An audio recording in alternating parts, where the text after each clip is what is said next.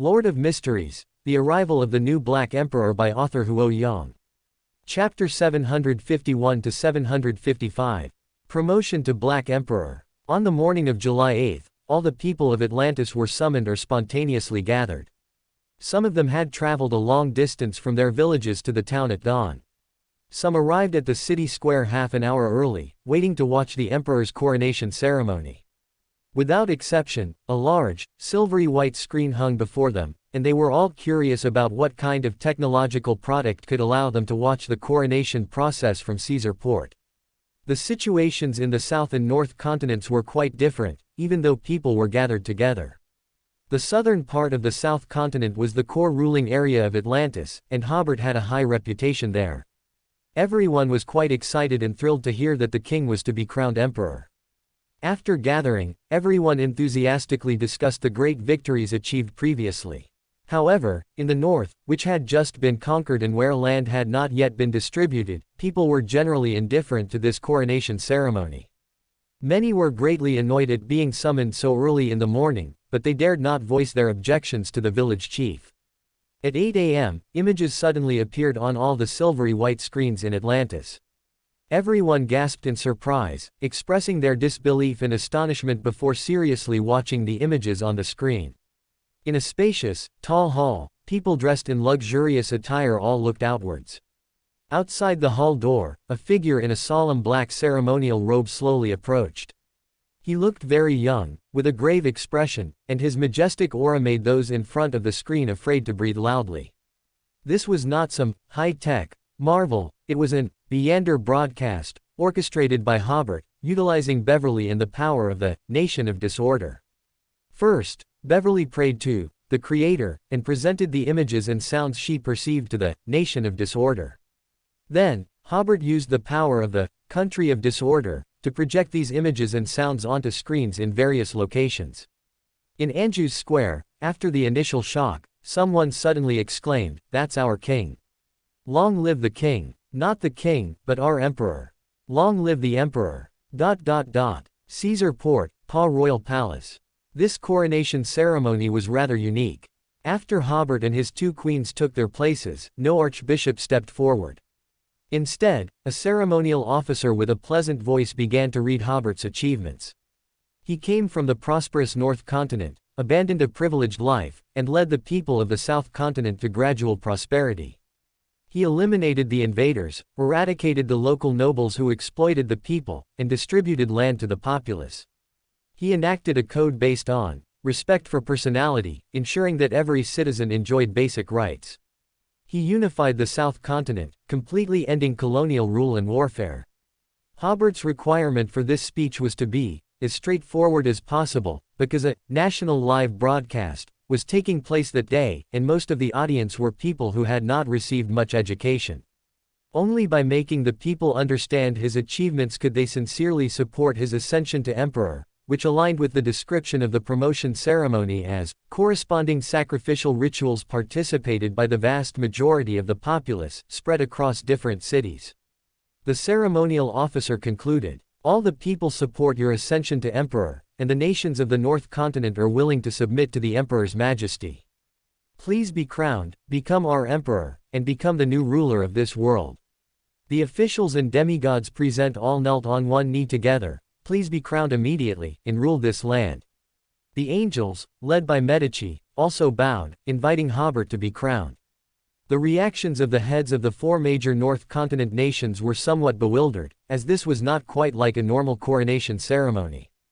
Previously, Atlantis's diplomatic personnel had not communicated the details of the coronation with them. However, Queen Ethel of Fenaport was the first to react, immediately kneeling on one knee before Hobert, "Please be crowned immediately." The heads of the smaller nations also reacted, following suit immediately, kneeling on one knee and shouting the same words as Ethel.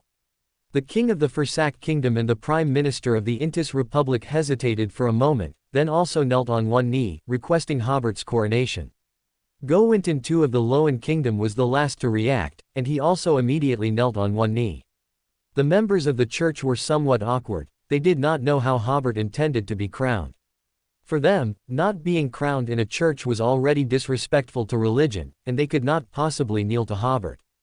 Only Klein and Rosal stood there, feeling no awkwardness, both inwardly lamenting, this guy really knows how to put on a show. Is he going to go through the 3 refusals and 3 acceptances routine? At this moment in Anjou, in Rocklear City, grassroots officials sincerely hoped Hobert would be crowned, and many citizens knelt on one knee with tears in their eyes, pleading for Hobert's coronation. All right, Hobert said. Inside the palace, and in many cities across the South Continent, enthusiastic cheers erupted. Only after the cheers subsided did Hobert rise from the throne. Another ceremonial officer presented a crown made of order crystal on a tray. Although this crown was not particularly ornate, the Beyonders present all felt that the crown's status was extremely high. Hobert took the crown with both hands and very solemnly said to everyone, "The Atlantis Empire is everyone's empire, and it needs each of us to support, build, and cherish it. I will strive to be a good emperor, you will strive to be good officials, and those in front of the screen will strive to be good workers and farmers, each fulfilling their duties, collectively upholding a powerful empire." Amidst everyone's applause, Hobert placed the crown on his head. "I declare that in the Atlantis Empire, money and position are not the standards for distinguishing personality. No one is born noble, and no one is born lowly. From today onwards, no one needs to kneel anymore." The officials applauded vigorously. Most of the high-ranking officials in Atlantis came from humble backgrounds, yet they now managed a vast empire. While this was inseparable from Hobert primarily constructing the bureaucratic system, it was also sufficient to show that officials absolutely did not need to be nobles. Wearing the crown, Hobert solemnly declared, "I declare that in the Atlantis Empire, as long as one is industrious, they will have a good life. The fruits of labor will not be exploited." Everyone applauded again. Hobert said, "I declare that in the Atlantis Empire, evil will ultimately be punished. Justice shall forever endure on this land." Officials in the Grand Hall shouted, "Long live the Emperor." And so, amidst cries of, "Long live," the new worship began. Everyone saw that the Emperor crowned himself. The authority he achieved was the result of his own efforts, requiring no endorsement from the church, and the people highly approved. With a wave from Hobert, the Emperor's brief coronation ceremony officially concluded. Immediately after, Hobert began to crown his 2 queens, which also signified that the queen's power was granted by the Emperor. Neither Furs nor Audrey were as excited about this coronation as they were when they first became queens, because given Hobert's achievements, becoming emperor was expected. Therefore, their becoming empresses was also expected. After the brief coronation ceremony, a grand banquet was to be held at Pau Royal Palace to entertain those who attended the coronation. Before this, the emperor and empresses, along with officials and distinguished guests, all went to the side hall to rest. Hobert had the 2 empresses entertain everyone, while he himself changed into more practical clothes in the lounge before disappearing from the royal palace. The next instant, Hobert appeared in his self-built, doubtful tomb. He glanced at the sky and felt some gazes upon him. After all, in the eyes of many people or deities, the location of the doubtful tomb was not a secret. Upon entering the doubtful tomb, Hobert immediately used the internal teleportation array to enter the true mausoleum at the bottom of the lake. The moment he left the doubtful tomb, a ball of light suddenly exploded in midair, and torrents of information surged forth from nothing. At this instant, the spiritual barrier, concealing the doubtful tomb, immediately transformed into scrolling characters, revealing the doubtful tomb behind the spiritual barrier. For the hidden sage, if Hobert became a god, he would certainly help Rosal become a god if he had the chance. Even if he didn't help Rosal become a god, the hidden sage wouldn't dare trouble Rosal. So, for the hidden sage, this might be the last chance to change his fate. Just as the massive pyramid-shaped structure was about to turn illusory, the scrolling characters suddenly transformed into fields of wheat and patches of herbs. A benevolent figure holding an illusory infant appeared. This time, the Earth Mother Goddess came directly to deal with the hidden sage. Last time, when King of Angels Lilith was dealing with the hidden sage, she discovered that although he outwardly only possessed the strength of an King of Angels, he seemed to have some connection with the Sephira, so in many aspects, he could unleash the power of a true god. Fortunately, Truncest was quickly eliminated by Hobert at that time, and the battle between the hidden sage and Lilith ended quickly, otherwise Lilith might have been injured in the battle. So this time, the Earth Mother Goddess simply dealt with the hidden sage. After the Earth Mother Goddess blocked the hidden sage, a layer of frost suddenly appeared on the doubtful tomb, and a full-body mirror suddenly appeared not far from the pyramid. The primordial demoness, with hair like venomous snakes, materialized. Under Hobert's continuous attacks, the demoness sect has currently lost almost all its strongholds, especially in the recently concluded Beander War, where the demoness sect's Beander power suffered another heavy blow. Fortunately, the primordial demoness had anticipated this and secretly cultivated a group of followers in the Rorstad archipelago, where official Beyonders were relatively weak. Otherwise, she would probably collapse the moment she appeared in the real world. For the primordial demoness, merely the losses of the demoness sect would not necessitate a desperate fight with Hobert. But she feared that Hobert would not spare her after becoming a god, and crucially, Hobert also knew her hiding place, which made it difficult for the primordial demoness to maintain a neutral stance.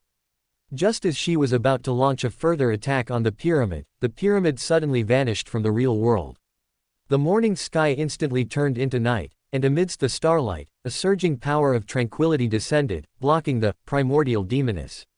The next second, the sun reappeared in the sky, with a faint blue glow in the sunlight. The eternal blazing sun and the god of steam and machinery appeared one after another in midair, but did not immediately take action. Due to Rosal, neither of them particularly supported Hobert becoming the new Black Emperor. However, because the Earth Mother Goddess and the Evernight Goddess firmly supported Hobert, they decided to observe. Their fighting intent was not high. They would stop him if there was an opportunity, but if not, they would let it be. Opposite the two of them, dark clouds gathered, and amidst a storm that blotted out the sky, the Storm of Lord arrived. Beside the storm, a towering structure with brass-colored eyes, resembling stacks of books, appeared layer upon layer, as the god of knowledge and wisdom also arrived. These two deities were also wary of each other, but they stood opposite the eternal blazing sun and the god of steam and machinery, adopting a confrontational stance. If the eternal blazing sun and the god of steam did not make a move, the Storm of Lord and the god of knowledge and wisdom had no intention of proactively instigating a battle. Inside the true mausoleum beneath the lake. After Hobert confirmed that this place would not be disturbed by the nearby divine battle, he went to his huge armchair and requested, the fool, to unseal the djinn.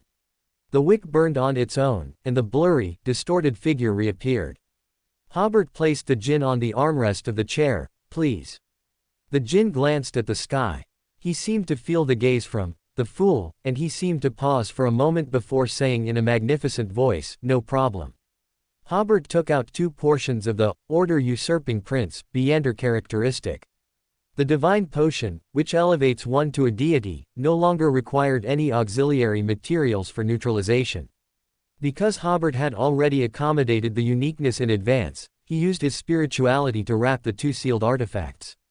Under the effect of the uniqueness, the 2 Beander characteristics reacted as soon as they collided slightly, gradually turning from a solid characteristic into a jelly-like substance, and finally into a black liquid. Hobert took a deep breath and reconsidered the Black Emperor's ritual: possess one's own kingdom, link one's name with the title of emperor, make it common knowledge among the populace, and establish a strict, complex, but abnormal set of rules, including architectural style.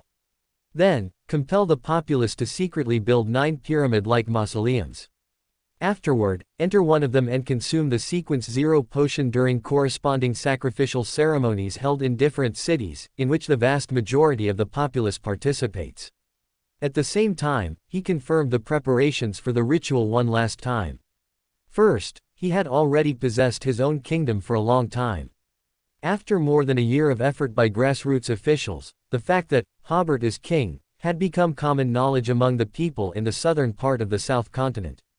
And after today's live broadcast, the common knowledge of Hobert is king smoothly transformed into Hobert is emperor. Before the war, the demands of the North Continent nations on Hobert and Atlantis were to restore normal political order. In their view, land redistribution, striking down nobles, establishing new political systems, and so on, were all rules that violate normal circumstances. Finally, today's live broadcast was equivalent to a ritual in which the vast majority of the populace participated. After thinking about these things, Hobert felt a little relieved. He beckoned to the black liquid, and the potion flew into his mouth, where he consumed it. Immediately, Hobert found his physical body becoming illusory.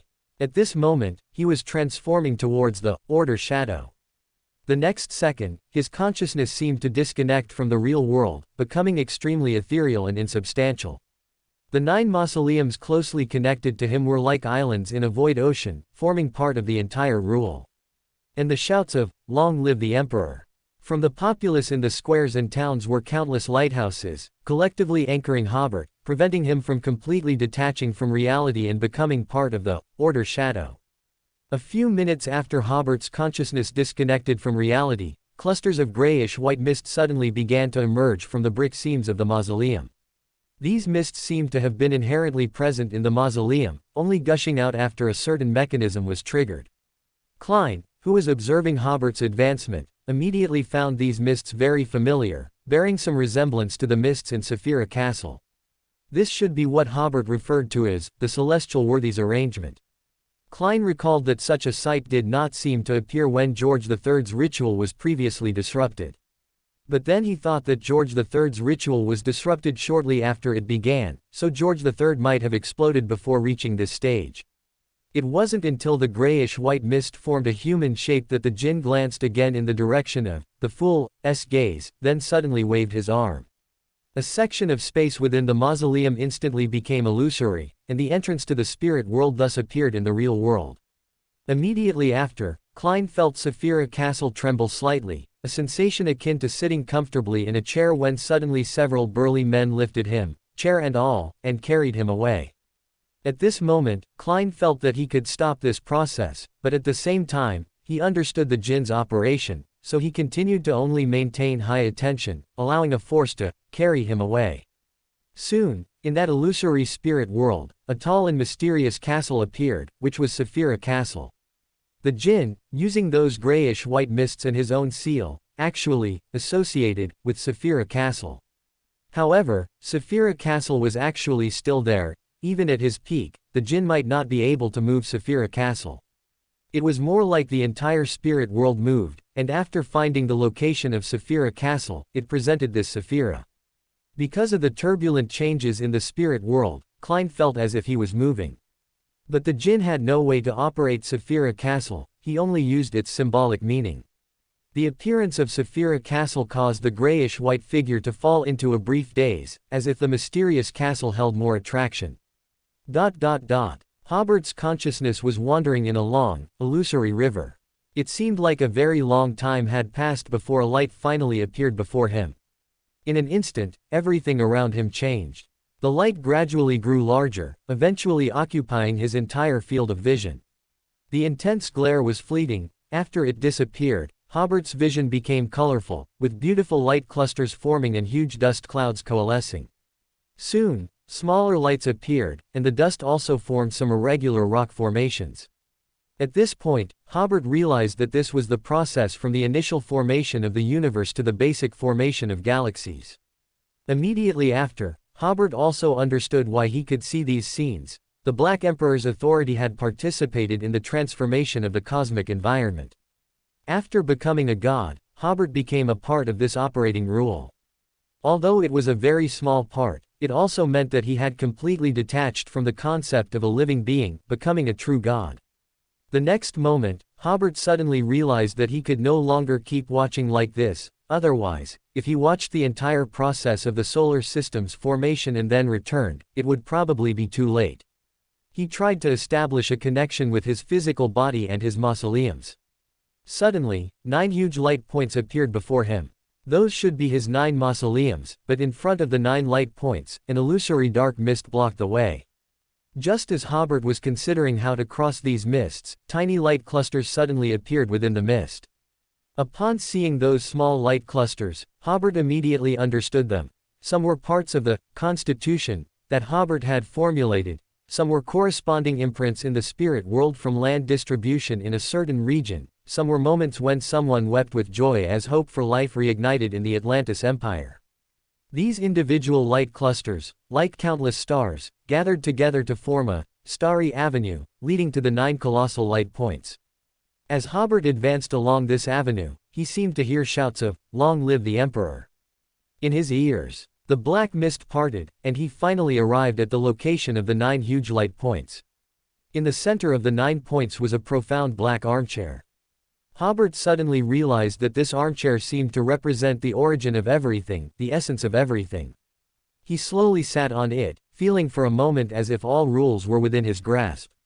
At this moment, Hobert truly understood why the celestial worthy coveted the authority of the Son of Chaos. Just the Black Emperor pathway could see the essence, and, to a certain extent, alter the essence. This should be the most core part of the ability inherited by the Son of Chaos from the original creator. This ability first appeared when Hobert became Sequence 9. One of the lawyer's abilities was to more easily discover an item's weakest point. But this ability had not been enhanced for a long time, and finally, upon becoming a god, this ability exploded, allowing him to see the essence of this universe. He took a deep breath, closed his eyes, and then opened them again, finding himself back in the mausoleum.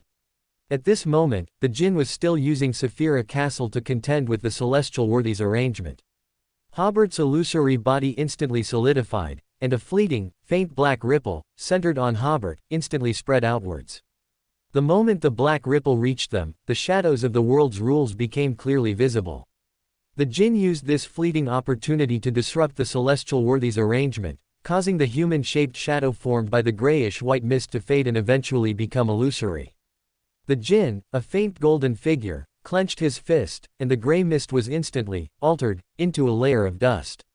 The moment they turned to dust, these grayish-white particles formed an illusory face, letting out a hoarse roar towards the Jinn. But the next moment, the dust forming the illusory face fell to the ground, compelled by the sudden increase in gravity. The Jinn then returned to the lamp, which resembled a kettle. Almost instantly, the black wave spread to the vicinity of the suspicious tomb, and the Beander abilities of the 4 deities engaged in battle fell into varying degrees of chaos.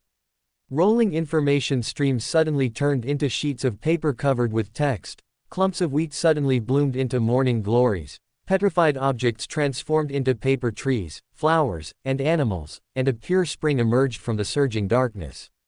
Primordial demoness and hidden sage paused slightly. Without any hesitation, one turned into a mirror, the other exploded into a ball of light, disappearing instantly. Not far away, the eternal blazing sun and the other 4 deities, who had been in a standoff, all looked towards the distant lake, as if they had finally found the true location of Hobert's deification. The next second, the eternal blazing sun and the god of steam left, followed by the storm of Lord and the god of knowledge and wisdom. The Earth Mother and the Evernight goddess also returned to the astral world. Only traces of the deities' past battles remained around the suspicious tomb. As the black wave spread to Anju, everyone's movements became incredibly uncoordinated for a moment. Raising a hand turned into raising a foot, walking turned into large jumps, and turning one's head turned into sitting down.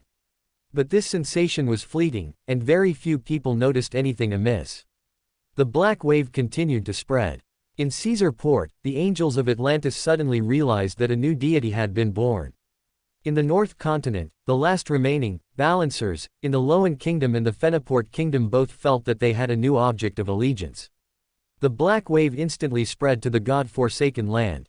In a dark ancient castle, Aemon, sitting on the ground and stabilizing his state, suddenly opened his eyes. He has become a god.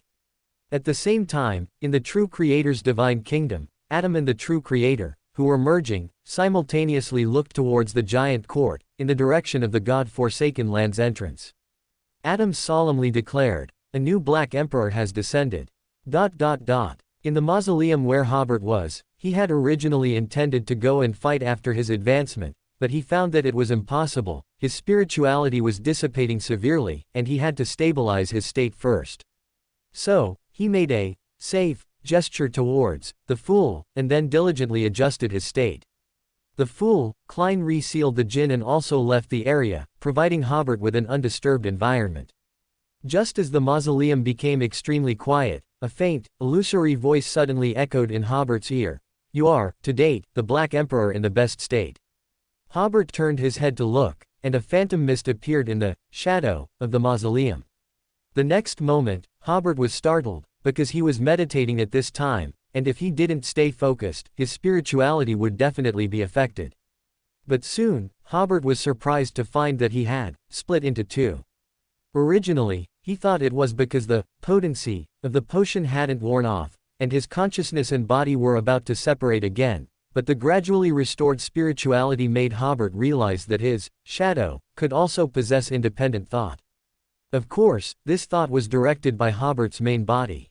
For example, Hobert could now observe the thick mist while distracting himself, while the thought in his physical body continued to converge his spirituality, making his state better. This was a very strange feeling. Hobert could command two bodies to do two different things at the same time, without the slightest mutual interference. Hobert did not continue to think deeply, but asked the mist, "Are you uncertain, mist?" "Yes," the other party said, "we have met once. That time almost cost me my life." "That should be your honor," uncertain mist said. "You escaped under the gaze of an old one, although you borrowed the power of a god." Then he added, "We have limited time, let's talk about something more important. I can feel that the jinn is right next to you. It is very dangerous for you. If not handled properly, you could easily be devoured by it. It's better to let me handle it, otherwise you will definitely be affected by it. I'll tell you a ritual. You can sacrifice it to me, or you can let me temporarily descend into the real world." Hobert directly interrupted uncertain mist, "As you said, let's talk about something more important. I really want to know why the Black Emperor was not affected by outer gods before becoming a god, but after becoming a god, you could easily find me."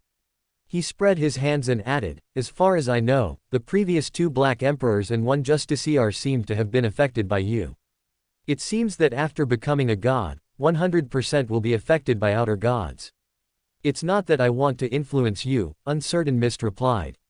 "It's that when the Black Emperor is in the shadow, although he can see the deeper rules of this world, the Black Emperor's level is not high enough to protect himself at all times, and he will easily be affected by some influences. As for the Justiciar, there is no such influence, but Truncest needed to utilize me to find the nation of disorder. He was voluntarily affected by me." Hobert slowly nodded. "So, being able to see the essence of this world is not entirely a good thing. Haha, if even the level of a god is not enough, this is a bit exaggerated." Obviously, this is a lie. It was uncertain mist actively influencing the Black Emperor through the shadow. Then he asked, "Why do you always want to obtain the jinn? As far as I know, even if you obtain it, you won't be able to unseal it or acquire its Beander characteristic, right? Of course, it's to prevent it from harming the safety of the real world," the thick mist said shamelessly. Although he didn't hear the correct answer, Hobert seemed to understand uncertain mist's purpose. Before this, Hobert had always felt strange why, after advancing to Black Emperor, uncertain mist could contact him. This was equivalent to being able to talk to the Mother Tree of Desire when advancing to Abyss, and being able to chat with the Mother Goddess of Depravity when advancing to Moon.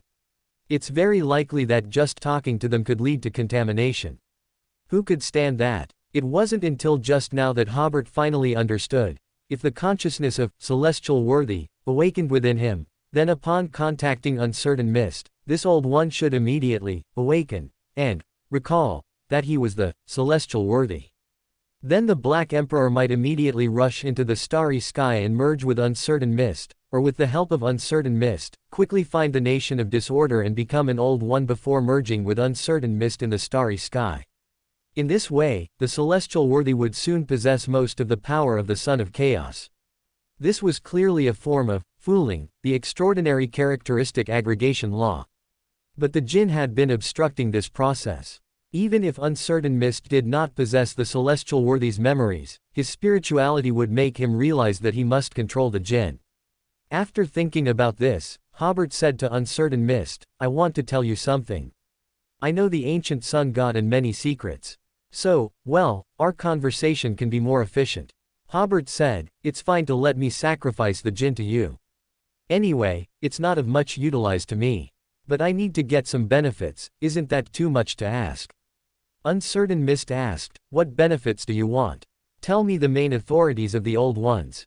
"All right," uncertain mist said, "let's make a deal." "No, no, no, no." Hobert interrupted him again, you might not have understood what I meant. Your previous answer was very disappointing. I must get the answer before I decide whether to trade with you. The mist slowly churned, evidently never having encountered such a problem, so it needed to think for a moment. Although his consciousness was basically composed of divinity, this did not mean that he lacked wisdom, it was just that his way of thinking was somewhat different from that of normal people. After a few seconds, Uncertain Mist said, I'll tell you the authorities of 3 Old Ones first. If you are satisfied with the answer, then we'll proceed with the transaction. If not, the transaction can be voided. Hobert nodded, good. The premise is that if I have anything I don't understand, I can ask at any time, and you must explain it clearly. All right, Uncertain Mist asked again, which 3 Old Ones' authorities do you want to know? Hobert pondered for a moment before saying, Superstar Overlord, High-Dimensional Overseer, and Original Hunger. He had carefully considered these 3 Old Ones. First, although Hobert wasn't entirely sure about the authorities of the Mother Goddess of Depravity, the Mother Tree of Desire, and Uncertain Mist, he had a rough idea. And the King of Decay seemed to be related to decay, the Circle of Inevitability seemed to be related to destiny, and the unending gibberish sounded a bit like the Hidden Sage, possibly related to knowledge. It was clear that even if Hobert became an Old One, it was unlikely that he would devour the 6 Old Ones mentioned above. So, the Old Ones with similar authorities might be among the remaining 3. Uncertain Mist began to explain, the authority of the Superstar Overlord is explosion and annihilation, and it possesses some characteristics like the super strong gravity of a star. He can not only explode himself, instantly producing a terrifying blow, but also make the target explode, causing the target's life and spirituality to scatter wildly. Annihilation is to completely return the target to dead silence, in a material sense, and to make the opponent's spiritual body wander in the distant, vast universe, eventually dissipating. The authority of the high-dimensional overseer is dimension and prying. He can create other dimensions. It is said that in higher dimensions, he can even easily attack the target's spiritual body and affect the target's Beander characteristic. As for prying, I don't need to explain, do I? He has the most understanding of the material world. Even through barriers, he can see many hidden things through different dimensions. The core authority of Original Hunger is primordial and devour. Primordial means it can restore to the essence, nullifying the target's Beander attacks, or returning the target to a weaker state, and so on. Devour is easier to understand. It is said that he can even devour dissimilar authorities without losing all sanity as a result. I suspect his primordial authority came from devour, because the difference between these 2 authorities is very large. Hobert slowly nodded, so, all the Old Ones in the universe are in the solar system. Uncertain Mist replied, almost all of them are here. Hobert pressed, are there other Old Ones in the universe? This question, perhaps only the original creator knows. Hobert pinched his chin and thought, the Superstar Overlord and these 3 Old Ones also seem to have little connection with the authority of transformation. However, to say there's no connection, there seems to be some. The authority of the Superstar Overlord seems similar to the concept of a supernova explosion, which is the process of a star transforming into another form, containing an element of change. The high-dimensional overseer's construction of higher dimensions seems to have an element of creation. Even Original Hunger's primordial authority is similar to the authority of change. This is troublesome. Hobert realized, the authority of the Son of Chaos is somewhat like the abilities of the Black Emperor pathway, it seems to have a good synergy with any ability. But that's just synergy, the only truly adjacent pathway is the Justiciar. At this moment, Uncertain Mist reminded, time is running out. Shall we complete the transaction first? Sorry, Hobert spread his hands, I am very dissatisfied with your answer and do not intend to proceed with the transaction. Outer gods are not good creatures, you should trick them whenever possible. Uncertain Mist showed no sign of anger. Of course, it might be that he simply didn't understand what anger was. Reneging is useless. In fact, when you agreed to attempt a transaction with me, our transaction had already begun. Even if the transaction isn't completed, I can still easily affect you. As long as you sacrifice the jinn to me, I can consider letting you go. Hobert completely ignored this. If you're so powerful, come and take it yourself. You can't even take away a sealed artifact, and you want to threaten me, who is doubly protected by a barrier and the nation of disorder. The barrier will eventually disappear. Uncertain Mist's voice became increasingly ethereal. The nation of disorder cannot protect you forever. Finally, the thick mist disappeared from the shadow. Hobert thought to himself, this guy is pretty good at making threats. The reason Hobert didn't take the other party's threats to heart was because he knew too much from Adam and the Jinn, and he clearly understood which of Uncertain Mist's words were deceptive. When he communicated with Adam at the time, this visionary had no intention of deceiving Hobert. As for the Jinn, after realizing that Hobert had met the ancient sun god, it no longer dared to easily deceive Hobert. Even if it wanted to deceive him, it would have to pay with a lot of real information, only deceiving on a single point. Having sent off Uncertain Mist, and with his clone having also converged its spirituality, Hobert began to utilize his spirituality to observe the authority and new abilities he had gained. Welcome to Fanfic Audiobook, your go-to place for immersive audiobooks. If you enjoy the content, don't forget to like the video and subscribe to our channel for more amazing stories. And please support the author by link in description. The message left by the original creator. Hobert used his spirituality to observe the abilities he gained after his promotion. First, the shadow ability from his King of Angels period transformed from low tier to high tier. After he hid in the shadow, theoretically, he could summon a large number of substitutes and allow them all to possess independent thoughts. However, there was still only one substitute that could truly replace Hobert. This substitute had the same abilities and level as Hobert. Now, Hobert, hiding in the shadow, could also launch attacks on enemies, which was equivalent to a 2-on-1 fight. Hobert finally understood why the Black Emperor pathway wasn't as aggressive as the Tyrant or Twilight Giant pathways. If it had such strong offensive capabilities and could also create a substitute with independent thoughts and the same level as himself, that would be too heaven-defying. As long as Hobert's main body remained hidden in the shadow, he could constantly observe the essence of this world. In other words, the operational laws of the entire universe possessed a substance in Hobert's eyes. For example, when observing a flower wilting, ordinary people would see the gradual process of the flower withering. However, from Hobert's perspective in the shadow, the entire process was a thin string that connected the flower from seed to withered stage, and also connected to the surrounding earth, the absorption of nutrients, and other elements. This allowed Hobert to easily perform corresponding operations. For instance, by connecting the flower's string from the seed part to the blooming part, the external manifestation would be that the seed instantly bloomed. Another example, by sprinkling the flower's string onto the string of the earth, the same kind of flower would instantly cover the entire land. During this process, Hobert's main body viewed the world from a completely new perspective, while he himself would be separated from the entire universe, forever, staying out of it, no longer bound by any rules or order. He was the true order shadow. Another utilize of shadow was to directly attack the target, causing the target to enter the shadow, where no rules could be used, temporarily losing all means of attack. Besides this single attack method, there was also a group attack method, which was also the Black Emperor's divine kingdom, domain of shadow. It could instantly envelop enemies, bringing them into a space where order was completely woven by Hobert. His original abilities had undergone a qualitative change. At the same time, because Hobert possessed a lot of physics knowledge, it greatly helped him utilize the Black Emperor's abilities. For example, he could now instantly create a black hole. Creating a nuclear bomb with his bare hands was child's play. Immediately after, Hobert clearly realized that the Black Emperor's primary authority was alteration. No matter what the object, it could undergo certain changes in his hands. He could even currently alter highly abstract things like fate and outcome. After understanding the changes in his abilities and authority, Hobert began to observe his own state. As he had expected, his divinity had increased significantly. These divinities seemed to include different parts.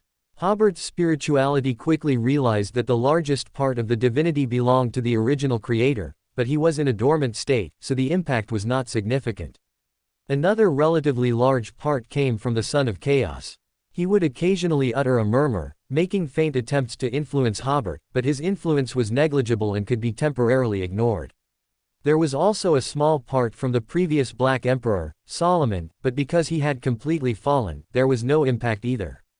The smallest part came from Rosal, because he was only the Black Emperor for a few years and had now returned to the mystery prior pathway, so his influence was almost imperceptible. If one were still to utilize the analogy of a furnace and ice, then at this time, the ice had filled approximately 1/5 of the furnace. And the role of anchors was equivalent to providing a continuous supply of fuel to the furnace. Hobert's human nature was very well preserved, and the number of anchors was sufficient, further amplified by the 9 mausoleums, enough to completely suppress all influence from the Son of Chaos, so his current state was quite good. He would definitely be more indifferent than before becoming a god, but fortunately, if he still had this awareness, it meant he could adjust it himself. This reminded him of his previous promotion to angel, when he was unprepared, and his divinity suddenly overwhelmed his human nature, only adjusting after a long time. Hobert also realized that the Black Emperor's potion also needed to be digested and role-played. The digestion method was similar to that of the order-killing prince. Because of the help of his authority, the digestion process would definitely be faster. After a period of role-playing, his state would be even better than it was now. After confirming his own state, Hobert returned to the country of disorder. After becoming a god, Hobert's body could also enter the country of disorder, so when using the identity of the creator, there was no need to worry about the safety of his body at all. This meant that Hobert and the creator could finally become one. As soon as he sat on the Iron Throne, a gentle breeze seemed to blow through the entire country of disorder. Hobert immediately realized that his connection with the country of disorder had deepened. This feeling was as if the country of disorder was previously like a piece of clothing hanging in a shop, which could only be viewed from afar, at most tried on. Now, the feeling was that this clothing had been bought and was being worn. Although it still didn't feel quite fitted, it was much stronger than before. At the same time, Hobert was very clear that if, at some point, this clothing could become a part of Hobert's body, he would have completely accommodated the Sephira. At that time, Hobert would also become half an old one. Spiritual premonition told him that this was not yet possible and required a certain opportunity. Sitting on the Iron Throne, he took a deep breath. Hobert still had plenty of time. He knew that at this point, he needed to take it slow and not rush. Immediately after, Hobert suddenly realized that he could utilize his substitute to replace the mysterious operators currently in the country of disorder. Previously, it was because Hobert had reached the level of an King of Angels and could only create one substitute, without abilities like clones. That's why a group of workers were hired. However, if he were to accommodate the country of disorder in the future, it would become a part of him. When going out to fight, he would definitely bring the country of disorder with him. At that time, he might even have to worry about the safety of these mysterious operators, which would be very troublesome. At the same time, Hobert realized that after accommodating the country of disorder, he could also put enemies into the country of disorder to deal with them. The level here was higher than the domain of shadow. Opponents below true God could be instantly corrupted. Even a true God could be trapped here for a period of time.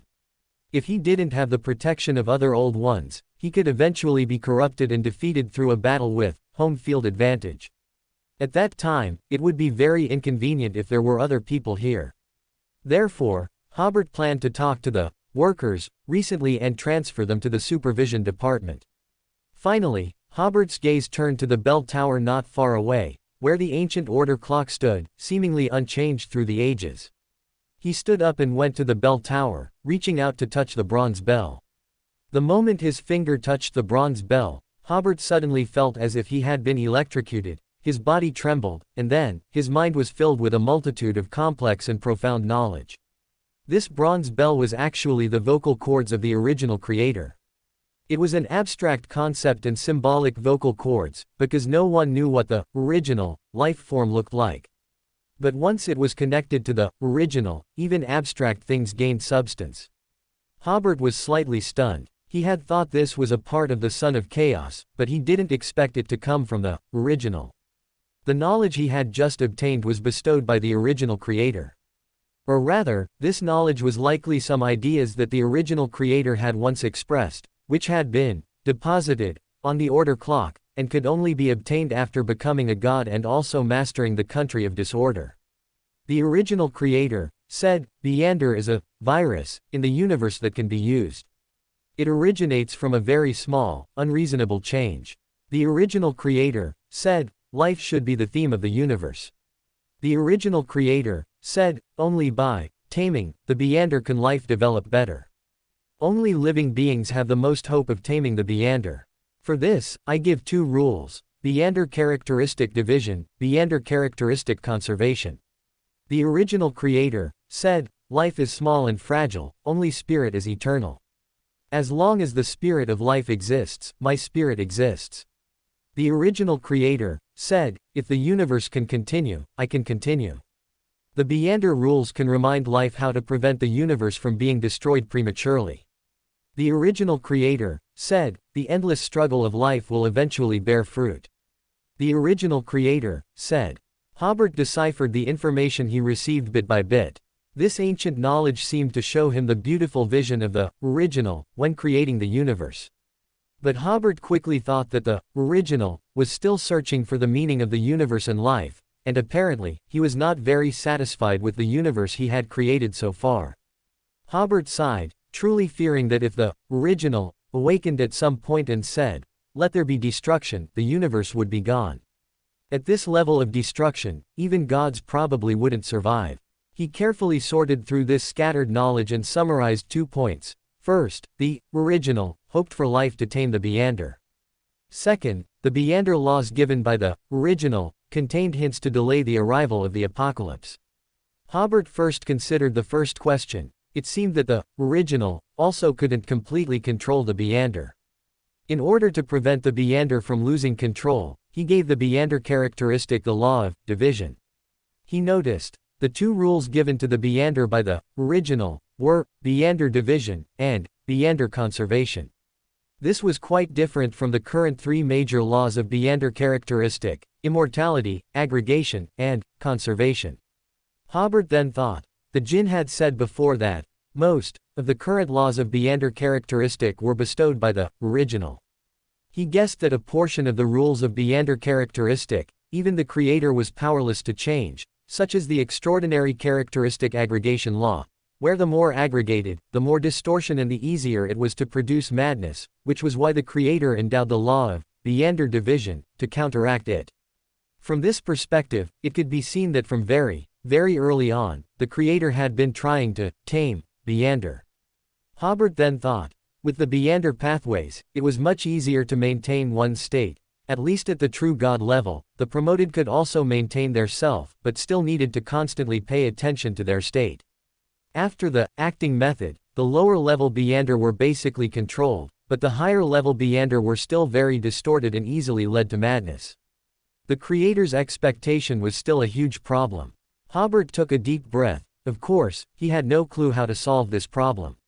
Moreover, this was not a very urgent matter, so he began to consider the second question: what hints did the creator leave in the 2 Meander laws? Division and conservation were both making Meander more stable. Characteristics would not be so distorted only if they were divided. Once an Meander pathway was formed, it would not undergo too many changes only if it was conserved, which also facilitated being defeated one by one. Hobert thought for a while but found no clues. Just as he was about to give up, he suddenly thought that he could try to utilize his abilities to solve the problem. So, he entered the shadow and found the string of this problem. Although this problem was a conceptual existence, the authority of a god was also conceptual. As long as it existed, Hobert could see that string. Along this string, Hobert went to find where the other end of this string was connected. After finding the other end, he discovered that it was a picture of the sky. Hobert's spirituality immediately realized that because it involved the creator, his rank was not high enough to connect to the true answer, but could only connect to a hint. Sky. And it was the daytime sky. Hobert thought to himself, if it were the night sky, one could still associate it with the starry sky and understand that the answer to the problem lay with the outer gods. He suddenly thought, it's a barrier. This hint is the barrier left by the Creator. This was not the final answer, but it was a more important reminder. Connecting this with the rule of meander division, Hobert immediately had a bold guess.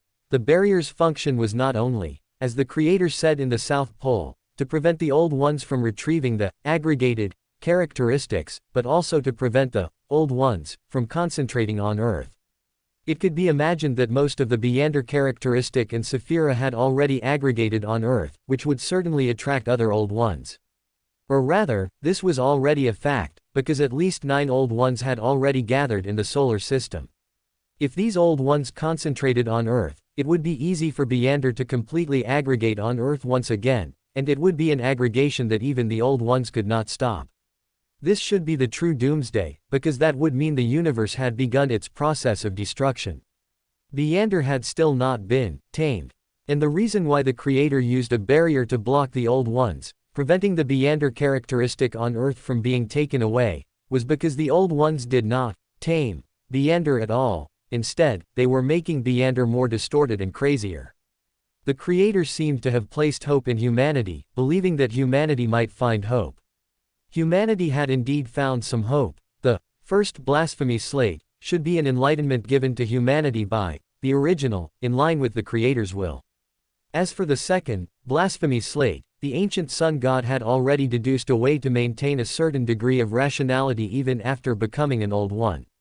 The acting method also seemed to be a rule summarized by humanity. In short, compared to the second epoch and the fifth epoch, humanity had taken a solid step in taming meander characteristic.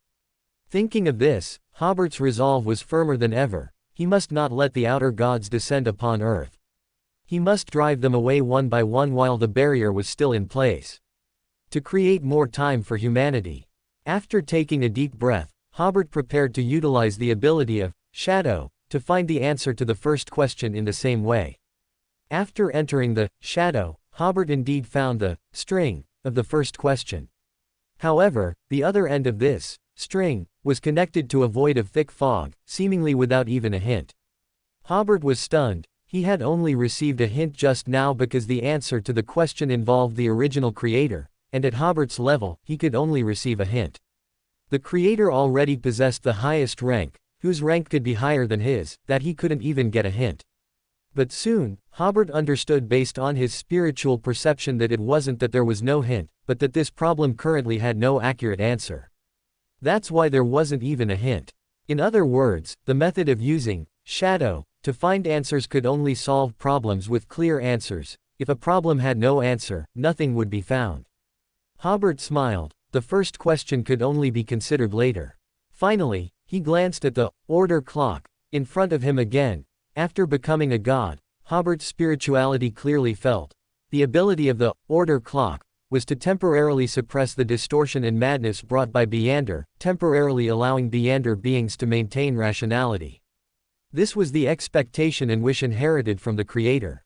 As for its deterrent effect on high-level targets, and making all loopholes and distortion return to normal, those were all incidental abilities of this clock. At the same time, Hobert also realized that to fully accommodate the country of disorder and become an old one could maximize the effect of this clock. In other words, before this, only the son of chaos had accommodated the order clock. Even though celestial worthy had held multiple Sephira, he had not fully accommodated the country of disorder, so he had not truly held this order clock. With no more doubts in his heart, Hobert returned from the country of disorder to the real world. Currently, he had not truly merged with the country of disorder. It was still a Sephira and would cause pollution to those around him, so Hobert still needed to leave the country of disorder to prevent those around him from being accidentally contaminated by the Sephira. Hobert still used the teleportation array within the mausoleum to arrive at the Tomb of Doubt. After emerging from this pyramid, Hobert found that the previous divine war had caused significant changes to the surrounding terrain, yet the pyramid, as the Tomb of Doubt, had not suffered much damage. So Hobert tried his ability. He raised his hand and changed the traces left by the divine war. The surrounding terrain immediately returned to its original state, and the hidden arrangements around the pyramid instantly recovered. The next second, Hobert returned to Pa Palace in Caesarport and hosted the guests who came for the coronation ceremony at the luncheon. The angels had basically realized that someone had successfully advanced to Black Emperor just now, because Hobert had always hidden his level, so except for Medici, the other angels believed that the creator was advancing just now. And the guests below the angel level, without any prompts, did not know this.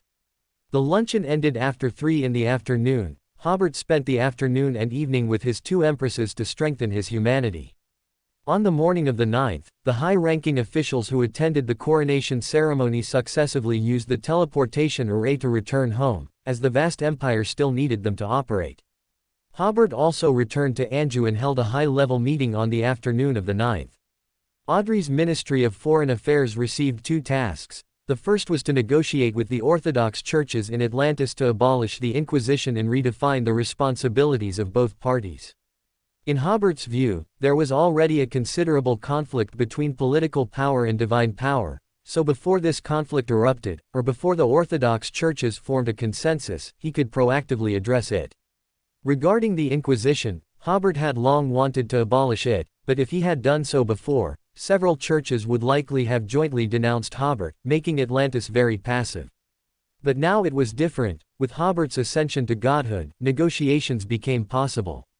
As for redefining the responsibilities of both parties, it was because Hobert hoped to build an Beyonder system primarily led by Atlantis Beyonders, supplemented by Beyonders from various churches.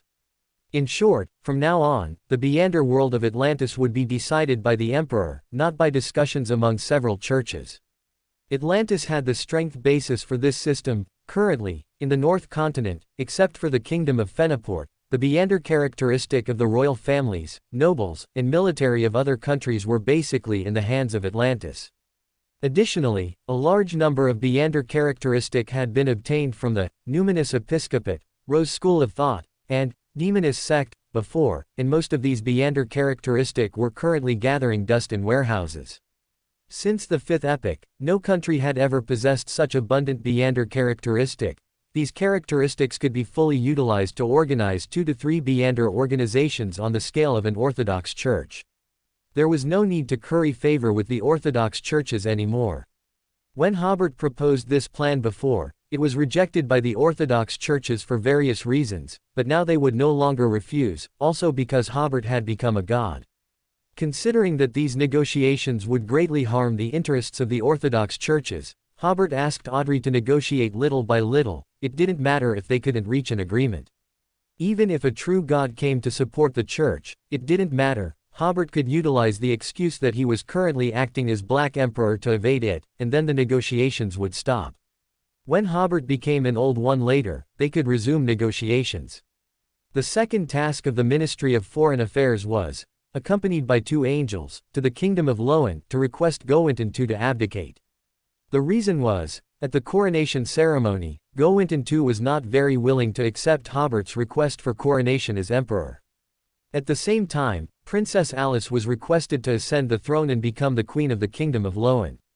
Klein's uniqueness. Hobert specifically instructed the Ministry of Foreign Affairs that the matter of replacing the Loan king and negotiating with the church should proceed simultaneously. This was also a direct way of informing the church that, currently, besides the church, there was another force that could influence a country's political direction. It was equivalent to putting pressure on the church. After assigning tasks to the Ministry of Foreign Affairs, Hobert began to assign new tasks to the imperial government, accelerate the pace of domestic infrastructure construction.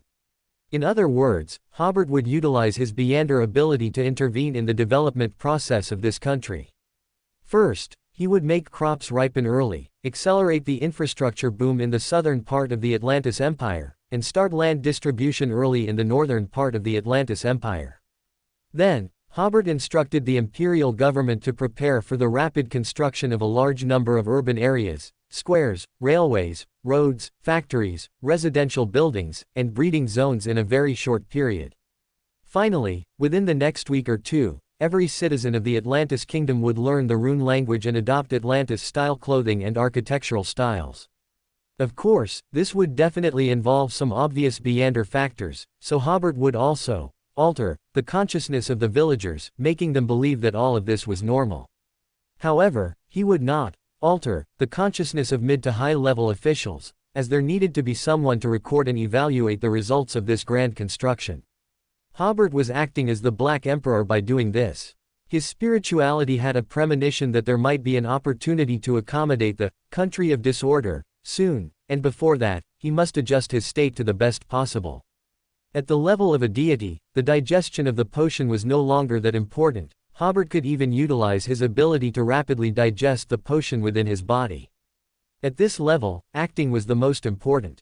Thus, over the next 10 days or so, a series of bizarre phenomena appeared in Atlantis. July 10th, early morning. Michael, a villager from Anjou's eastern suburbs, woke up early as usual. His wife had already prepared breakfast, oatmeal porridge and the popular Atlantis sauerkraut. Every meal was Michael's happiest time because he could drink oatmeal porridge until he was full, and at noon and in the evening, he could eat bread until he was full. As an immigrant, 2 years ago, he couldn't even imagine such a thing. At that time, after a day's labor, the bread he bought had to be eaten sparingly, otherwise, he would easily go hungry. Now, not only could he eat his fill, but at the town government market held every Wednesday and Saturday, he could also buy a wide variety of vegetables, fruits, and meats, and sometimes even seafood. Michael had never seen many of the vegetables and fruits. Initially, Michael only dared to buy the cheapest cabbage, but 3 months ago, he worked in Anjou for a few days and earned some money. So he wanted to buy some meat and some vegetables he had never eaten before, to have a good meal. As a result, he found that other vegetables were also very cheap. When Michael learned of this, tears welled up in his eyes, and he deeply fell in love with this land and this country. As for meat, the money he earned from selling grain was enough for his family to have 1 or 2 meals a week. There was no agricultural tax on the grain produced in the fields. Last year was a very good year, and 1/3 of the harvested grain was enough for the family to eat for a year. However, Michael cautiously sold only 1/3 of his harvest, keeping another 1/3 in the granary. Every time the family passed by or saw the granary, they felt genuine joy and peace of mind. While recalling the past, Michael, as usual, took his farm tools.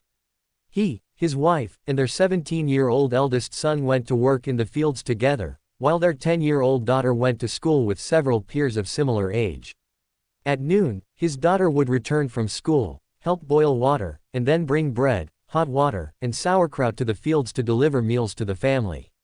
Every time he thought of this, Michael couldn't help but sigh. His eldest son was a little too old, and public schools no longer accepted him. He could only attend night school during the slack season. But when working in the fields, there was almost no free time, so where would he find time to go to school? The family casually greeted other villagers, and only realized something was wrong when they reached the village entrance. They were supposed to weed the wheat field today, but the wheat in the field was golden, and it had already ripened. Just as everyone stood there stunned, the village chief arrived at the field with a sickle and rope. "What are you waiting for? Hurry and harvest the crops. The announcement has been made. It will be sunny for the next few days, which is a good time for threshing." Only then did the villagers belatedly recall that it seemed to be time to harvest the grain. Michael always felt something was strange, but the wheat had indeed ripened, and this year's yield seemed even higher than last year. The facts were there, and his slight doubts disappeared. Immediately, Michael cursed his wife, complaining that she didn't remind him that today was harvest day, and as a result, the family came with hoes. His wife also put her hands on her hips and started arguing with Michael. Not only Michael's family but several other couples also had quarrels because of this, and more villagers gathered around to watch the commotion. "Shit, do you still have the energy to argue?" the village chief cursed. "Go back and get your sickles, you idiots." So, amidst the soft grumbling of couples, they took their sickles and returned to the fields, working hard to harvest. As they harvested, they sighed, "The weather this year is really good. In previous years, harvesting wheat made us dizzy from the heat, but this year it's cool and comfortable." After a busy day, they brought back large bundles of wheat and put them all into the house. Only then did Michael's family feel relieved enough to rest. On the morning of July 11th, they heard the village chief shouting outside early in the morning, "All the able-bodied men in the village, push your wheelbarrows and come with me to the town to pull bricks. This year's grand construction project has begun." Michael's family was all stunned. "Oh, Right, we have to go pull bricks today. Oh no, we overslept. We can only make do with a few bites of cold bread for breakfast. After getting up and seeing the empty house, Michael suddenly felt a bit uneasy. But he couldn't quite pinpoint what made him uneasy. He simply found himself, as if unable to control his legs, gnawing on bread and heading to the granary. As soon as he entered the granary, a smile spread across his face again. This year's harvest is really good. Unlike the southern part of Atlantis, the northern part was distributing land, the day after harvesting the grain, one day later than the start of the grand construction in the south. For a time, the entire Atlantis was building residential houses and factories. Some tourists or people on official business or trade from the North Continent were somewhat surprised at first. They heard that Atlantis usually entered its grand construction period in November, so why was it 4 months early this year? But after only a few minutes in the Atlantis Empire, they would feel that all of this was normal. And they would ignore the miracles happening there. On the first day of the grand construction, all the brickyards were filled with fired red bricks, stretching as far as the eye could see. After a slight stun, the people at the brickyards gradually began to complain about why the villagers weren't coming to pull bricks faster.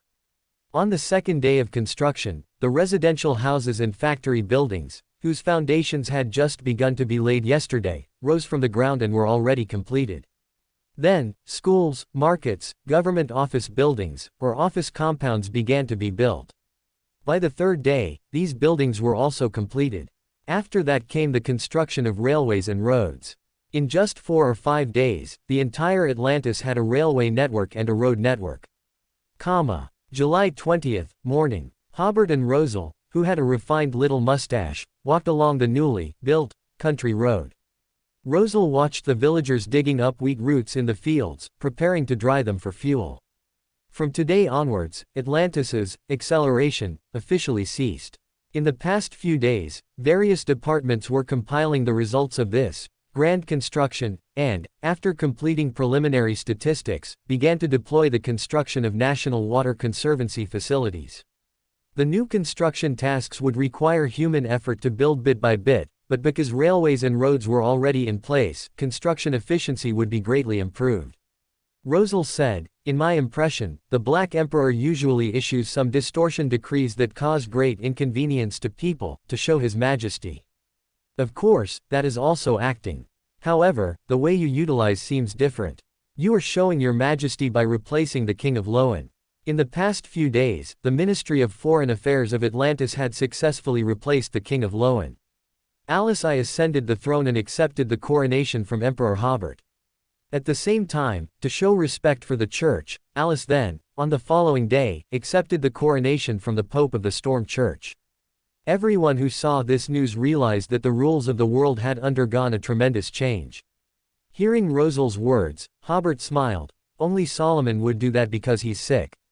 The decrees I issued in the past few days were also distortion, or rather, clearly contrary to common sense, but I also took this opportunity to complete the infrastructure of the entire empire. If I hadn't considered giving the villagers something to do, I would have helped build the water conservancy projects and the like as well. How good is this? The entire empire has saved at least 30 years of development time." Just the acting in the past few days had already brought Hobert to a very good state. Whether it was the king replacement incident, or the grand construction after the acceleration, both were highly consistent with the core elements of the Black Emperor, which is why they had such good results. Rosal cleared his throat and said, Actually, I also issued some sick decrees before." He smiled and then said, "I came to see you today because I want to talk to you about the hidden sage. I heard from Bernadette that when you helped her advance, you took away a small bottle of the hidden sage's knowledge." Hobert nodded. "That's right. When the opportunity is right, I plan to utilize that knowledge to find the hidden sage." He did not hide this. "Originally, I planned to go after becoming a god, but in a previous conflict, I received clear intelligence that the hidden sage seems to be able to utilize the power of the Sephira.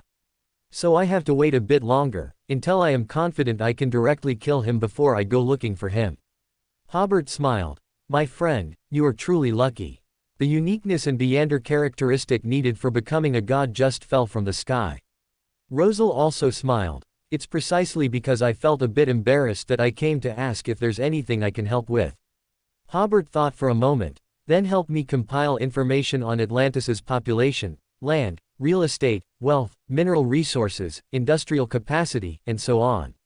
These things were numerous and complex. Much of the statistical data currently held by Atlantis was inaccurate, and due to the previous grand construction, especially in real estate, new statistics were needed, which put considerable pressure on the newly established government at all levels. No problem. Rosal agreed readily. Over the next 2 days, he used his ability to conduct a new, highly accurate round of statistics for all public and private property in Atlantis. For example, forests were measured in square meters, and even the villagers' chicken coops were included in the real estate statistics. The only task for all staff in the statistics department was to deliver large quantities of paper to Rosal's office. When those papers were moved out again, they were already official documents that various functional departments could safely utilize. On the afternoon of the 22nd, Hobert learned the final results of the negotiations with the Church from the Ministry of Foreign Affairs. Regarding the issue of the Inquisition, the Church made a huge concession, incorporating the Inquisition into a part of the Atlantis Judicial Department. However, it was a separate institution, and the process of judgment and execution was separated from the normal judicial department. The personnel responsible for judgment and execution were composed of the Atlantis Empire and the 5 churches in a ratio of 2.5, 2, 2, 1.5, 1, 1. The Atlantis Empire accounted for 25% of the staff, while the Earth Mother Church and the Night Goddess Church each accounted for 20%. These 2 churches had been proselytizing in the South Continent for a long time and had a large number of churches in the Atlantis Empire. The Fool Church accounted for 15% of the staff, having built many churches in the past 2 years.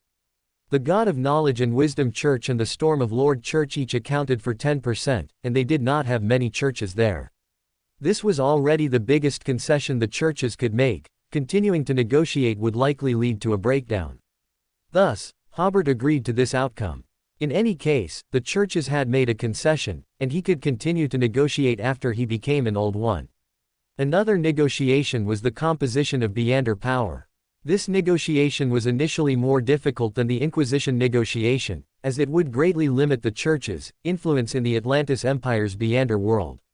However, a fact lay before the churches: even if they did not agree to the plan proposed by Hobert, the number of official Beyonders in the Atlantis Empire might exceed the total number of Beyonders stationed by the 5 churches in the Empire in the next few years.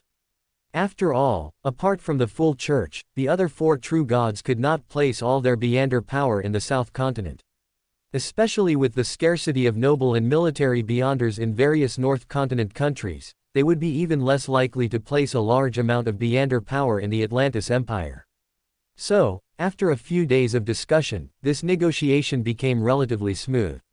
From then on, 60% of the Atlantis Empire's official Beyonders were loyal to the Emperor, while the Beyonders from the 5 churches only accounted for 40%. The God of Knowledge and Wisdom Church and the Storm Church did not even plan to send demigods to the Atlantis Empire. This was a completely new model of Beyonder cooperation, as in the North Continent countries, the nobles and military Beyonders basically had to heed the churches. But it would not be like this in the Atlantis Empire. Major Beyonder cases would be resolved by the Beyonders of the Beyonder government, and if they were short-handed, they would be assigned to the respective true god churches based on faith.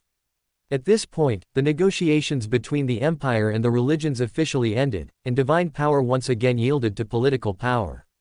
Of course, such a result was entirely due to Hobert being the Black Emperor. On the summit of the Hornassus Mountains, the figure of a young man with black hair and brown eyes emerged. It was Klein, who had adjusted his state. Before him was an ancient palace, shrouded in mist, dilapidated, and overgrown with weeds. Immediately after, 2 attendant of mysteries appeared in front of him, like 2 guards. Klein pressed down his top hat and raised his right hand to snap his fingers.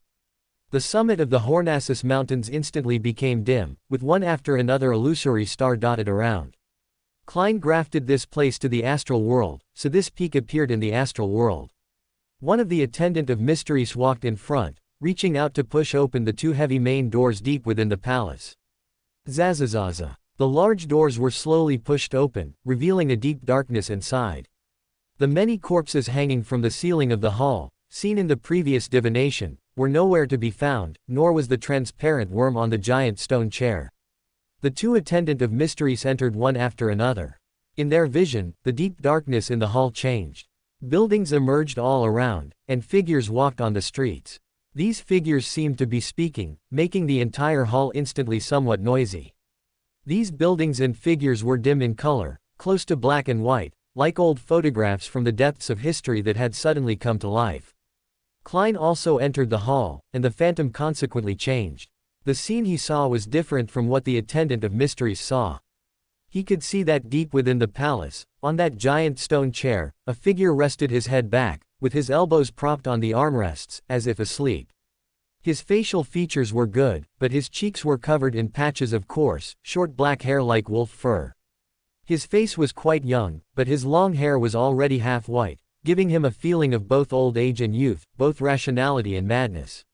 From the ceiling of the hall, corpses, some in simple clothes and some in luxurious ones, were suspended.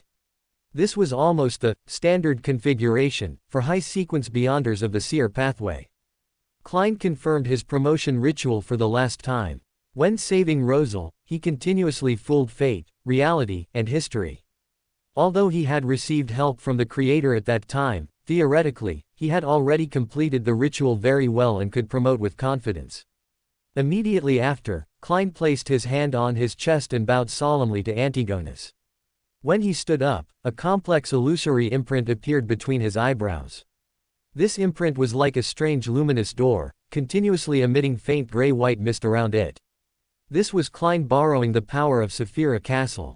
With the blessing of this imprint, he could not only utilize the abilities of the seer pathway but also those of the door pathway and the error pathway.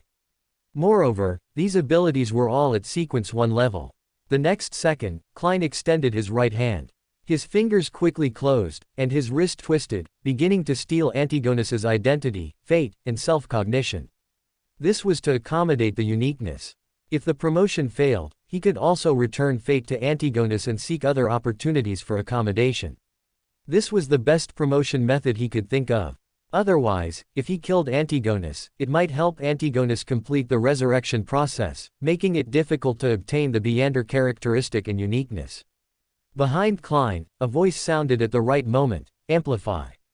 Just now, the image of the Creator appeared at the top of the hall. All the hanging corpses scrambled to get out of the way, fearing they would obstruct the god's vision. Originally, because Antigonus had accommodated the uniqueness, Klein might have needed many attempts to successfully steal it, but with the god level, amplify, Klein succeeded in one go. Suddenly, he felt some invisible things detach from Antigonus and float towards him. At the same time, a long river, difficult to describe in words and with countless tributaries, seemed to appear before Klein's eyes. This was the symbol of fate. Fragmented images flashed through Klein's mind. Some were of Antigonus as a subordinate of the destruction magic wolf in the second epoch, others were of him carefully gathering people and developing believers in the North Continent afterward. Klein quickly formed a cognition: I am Antigonus, I am half of fool.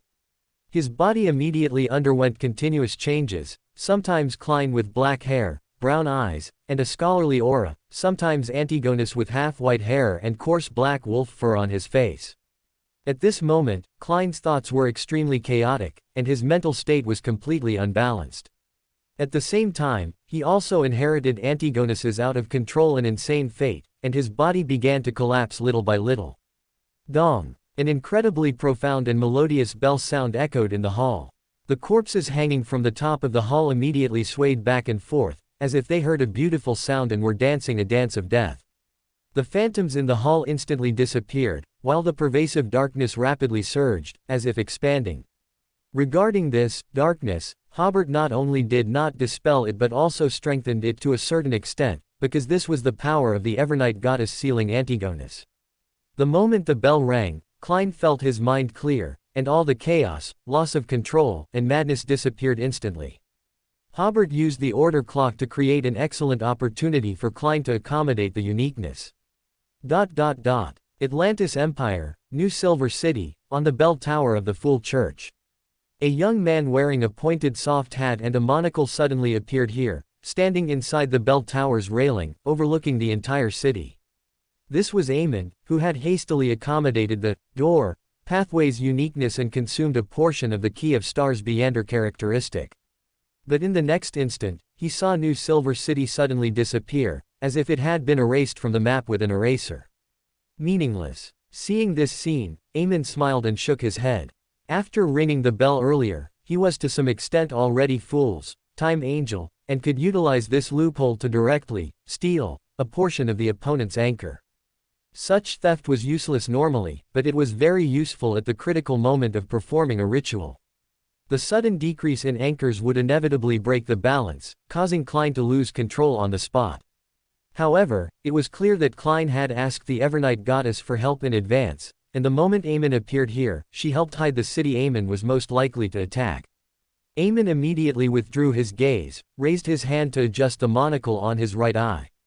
On the monocle, light as if from the starry sky suddenly lit up, and he began to search for the location of the Hornassus Peak. In the hall on the peak of the Hornassus Mountains in the starry sky, Klein seized the opportunity, extended slippery tentacles with strange patterns, and mobilized the power of Saphira Castle to begin theft of Fool's uniqueness from Antigonus's body. Because Klein was now Antigonus, and also had Hobert's help, he also only stole once, and a translucent mask inscribed with Fool's symbol flew out of Antigonus's body. In the god-forsaken land, on a certain mountain peak, a layer of faint shadowy curtain appeared on the surface of a giant cross, and then a crack opened, from which a man walked out. He was Adam, wearing a simple white robe and a thick golden beard, with a dense, five-headed shadow clinging to his back. This shadow was partially intertwined with him but not yet fully integrated. Adam looked up, and the thousands of years of unceasing dark clouds and lightning in the god-forsaken land instantly vanished, revealing a clear starry sky. He said to the shadow behind him with a peaceful smile, "They still don't seem to know why I chose visionary as my cornerstone this time. I've never told anyone about this research result." Immediately after, he, uncharacteristically, spoke in a solemn whisper, "I am one, and I am 10,000. I am the beginning, and I am the end." His eyes suddenly became illusory, and a sea that seemed to encompass all colors and all possibilities appeared around him. Adam then raised his hand. Above his head, a blazing, illusory sun immediately rose. To his left, symbols of lightning, strong winds, and waves intertwined to form a phantom overlooking all things. To his right, a white high tower with many brass eyes rose from the ground. These imagined authorities and symbols, propelled by the chaos sea, entered Adam's body one after another. Finally, the shadow clinging tightly to Adam's back also shrank into his body. With a roar, the sea that encompassed all colors and all possibilities surged, and Adam swelled into a giant light and shadow that seemed capable of supporting heaven and earth. This light and shadow slowly walked on the chaotic, dark, water surface, raised his hand, pointed to the astral world, and solemnly declared, "Let there be light." In a flash, the entire star realm lit up, and no secrets could hide anymore. Even the invisible barrier that separated the star realm corresponding to Earth from the complete star realm and the entire universe became prominent. At this moment, terrifying giant faces that could not be specifically described were pressed against the transparent, cracked barrier, silently watching the changes inside.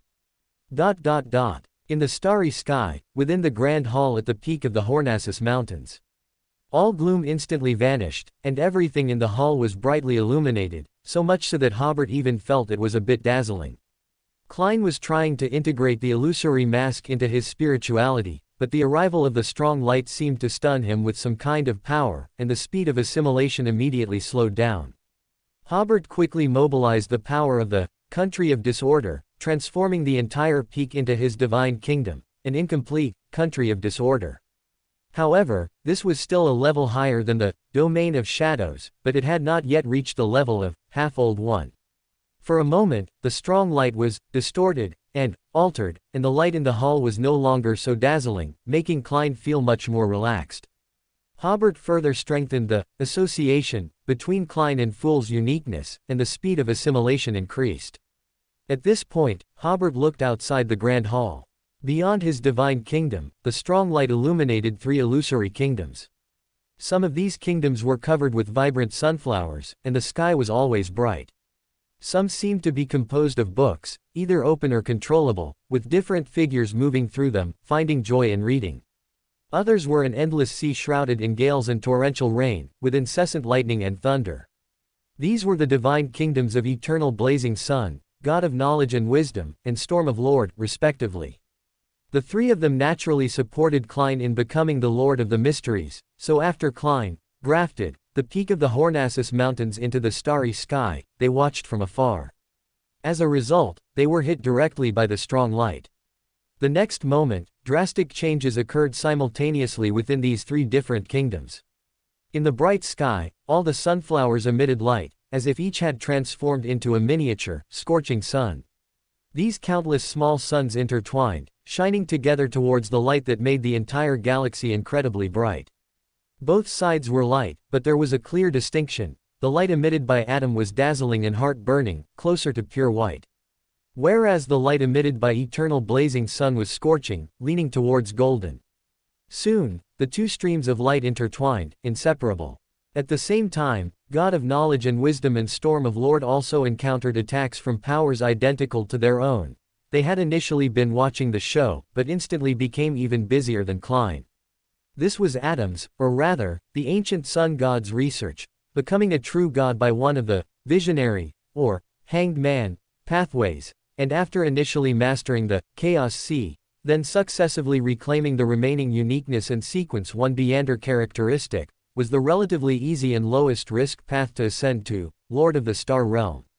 At this moment, Adam could rely on visionary to materialize the remaining false symbols and authorities, allowing him to gain power beyond the sequence level, possessing the strength of a half-old one, in a short period.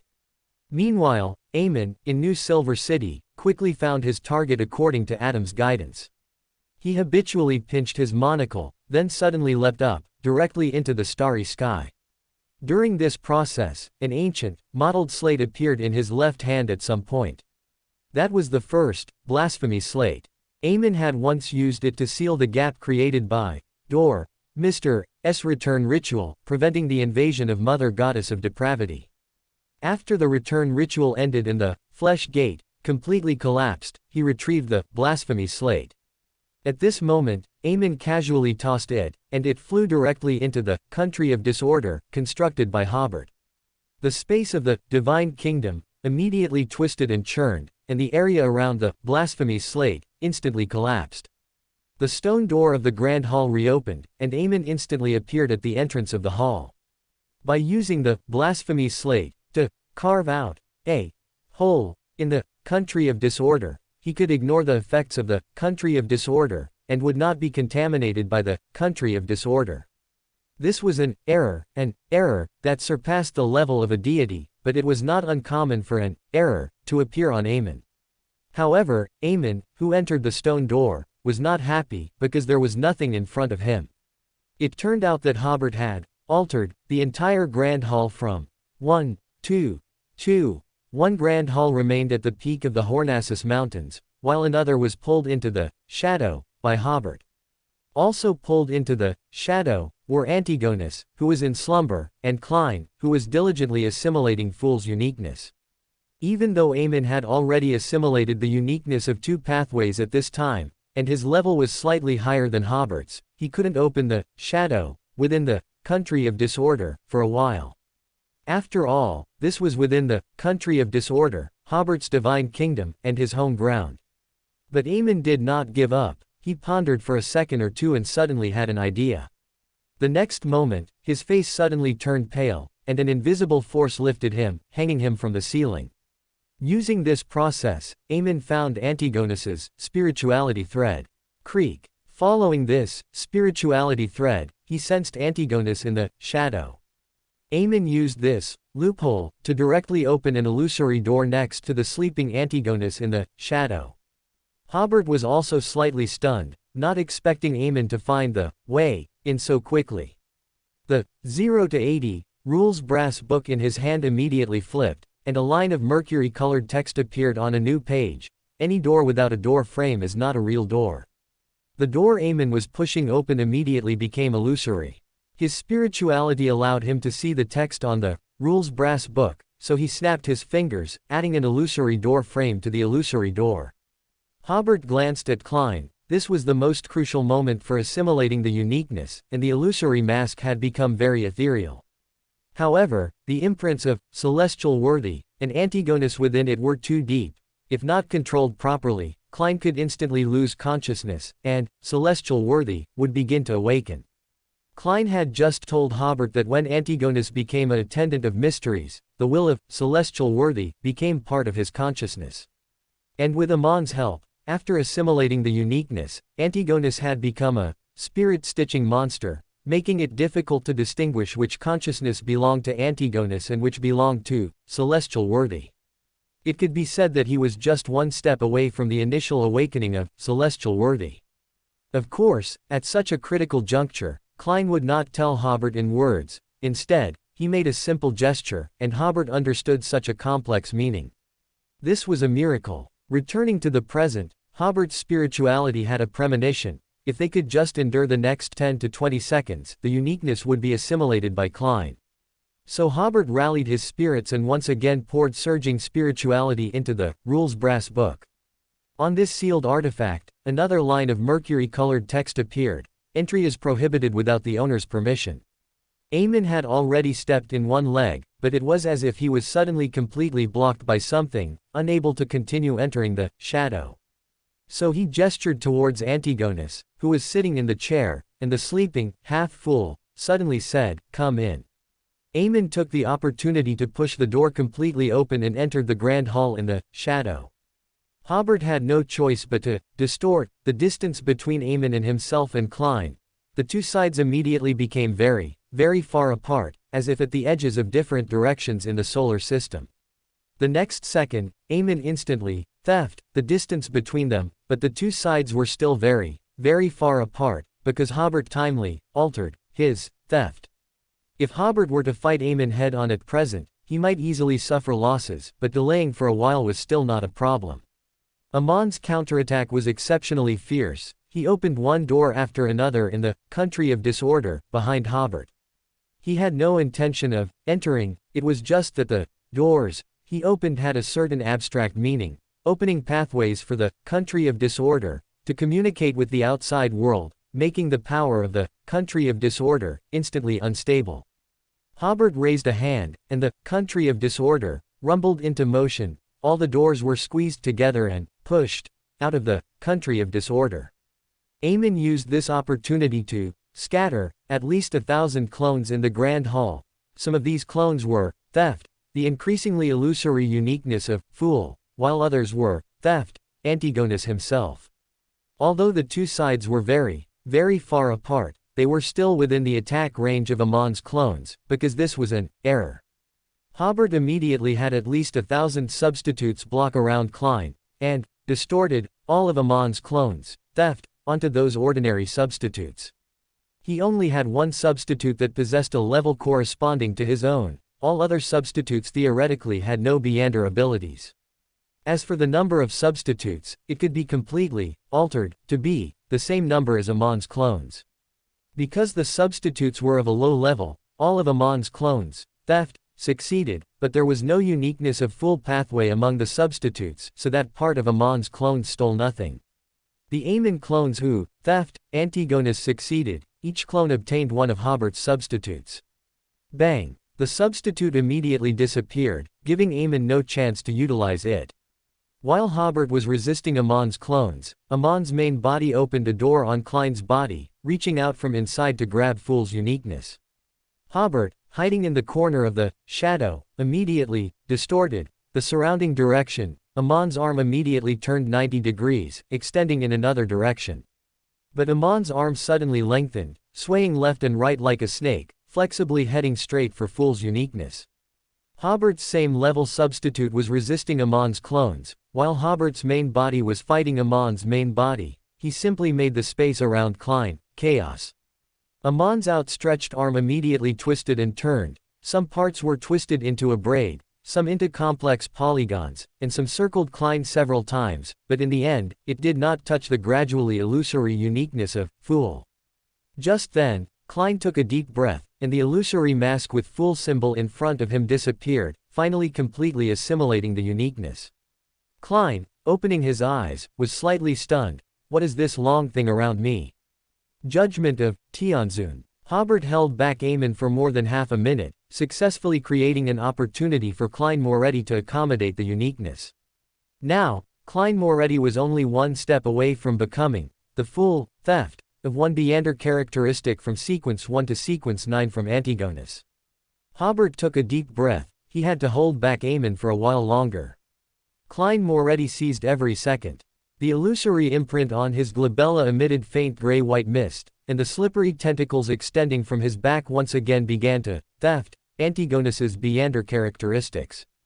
Eamon noticed Klein Moretti's plan, and he and his avatars also began to theft. Because their number was too large, they would certainly succeed before Klein Moretti. So Hobert immediately alter the number of Amon's avatars from over 1,000 avatars to -1. That's right, after becoming the Black Emperor, Hobert could alter something to a negative number. That large group of Amons instantly disappeared, and even Amon's main body disappeared with them. Because it was -1, Eamon still owed an avatar, so his main body went to fill that number. But very quickly, Amon's main body opened a door in the mathematical world and the real world, and he broke free from the abstract attack of mathematics. Hobert once again avoided the direct confrontation, returning himself, Klein Moretti, and Antigonus to the starry sky, leaving Eamon himself in the shadows. Here, Hobert's main body would try its best to hold back Eamon, while a substitute at the same level as Hobert would continue to protect the advancing Klein Moretti in the incomplete country of disorder. Amon's main body in the distance side, I have to say, your utilize of the Black Emperor's abilities is truly eye-opening. I don't remember Solomon being this strong back then. Well, even considering the nation of disorder factor, you are still more difficult to deal with. Hobert chuckled, thank you for the compliment. How about we find a place to sit down and have a drink? Sorry, no time today. As he spoke, countless doors opened around Eamon. These doors, with abstract meanings, could all help him leave the shadows. But almost at the same time, Hobert, distortion, the space behind the doors into other shadows, as his ability also possessed abstract authority. Eamon smiled, I have an advantage you don't, the superposition of two uniquenesses. Another illusory door opened before him, an error in the shadows. The Black Emperor could wander in the shadows of the universe, but Eamon was not the Black Emperor, so he could not be in the shadows.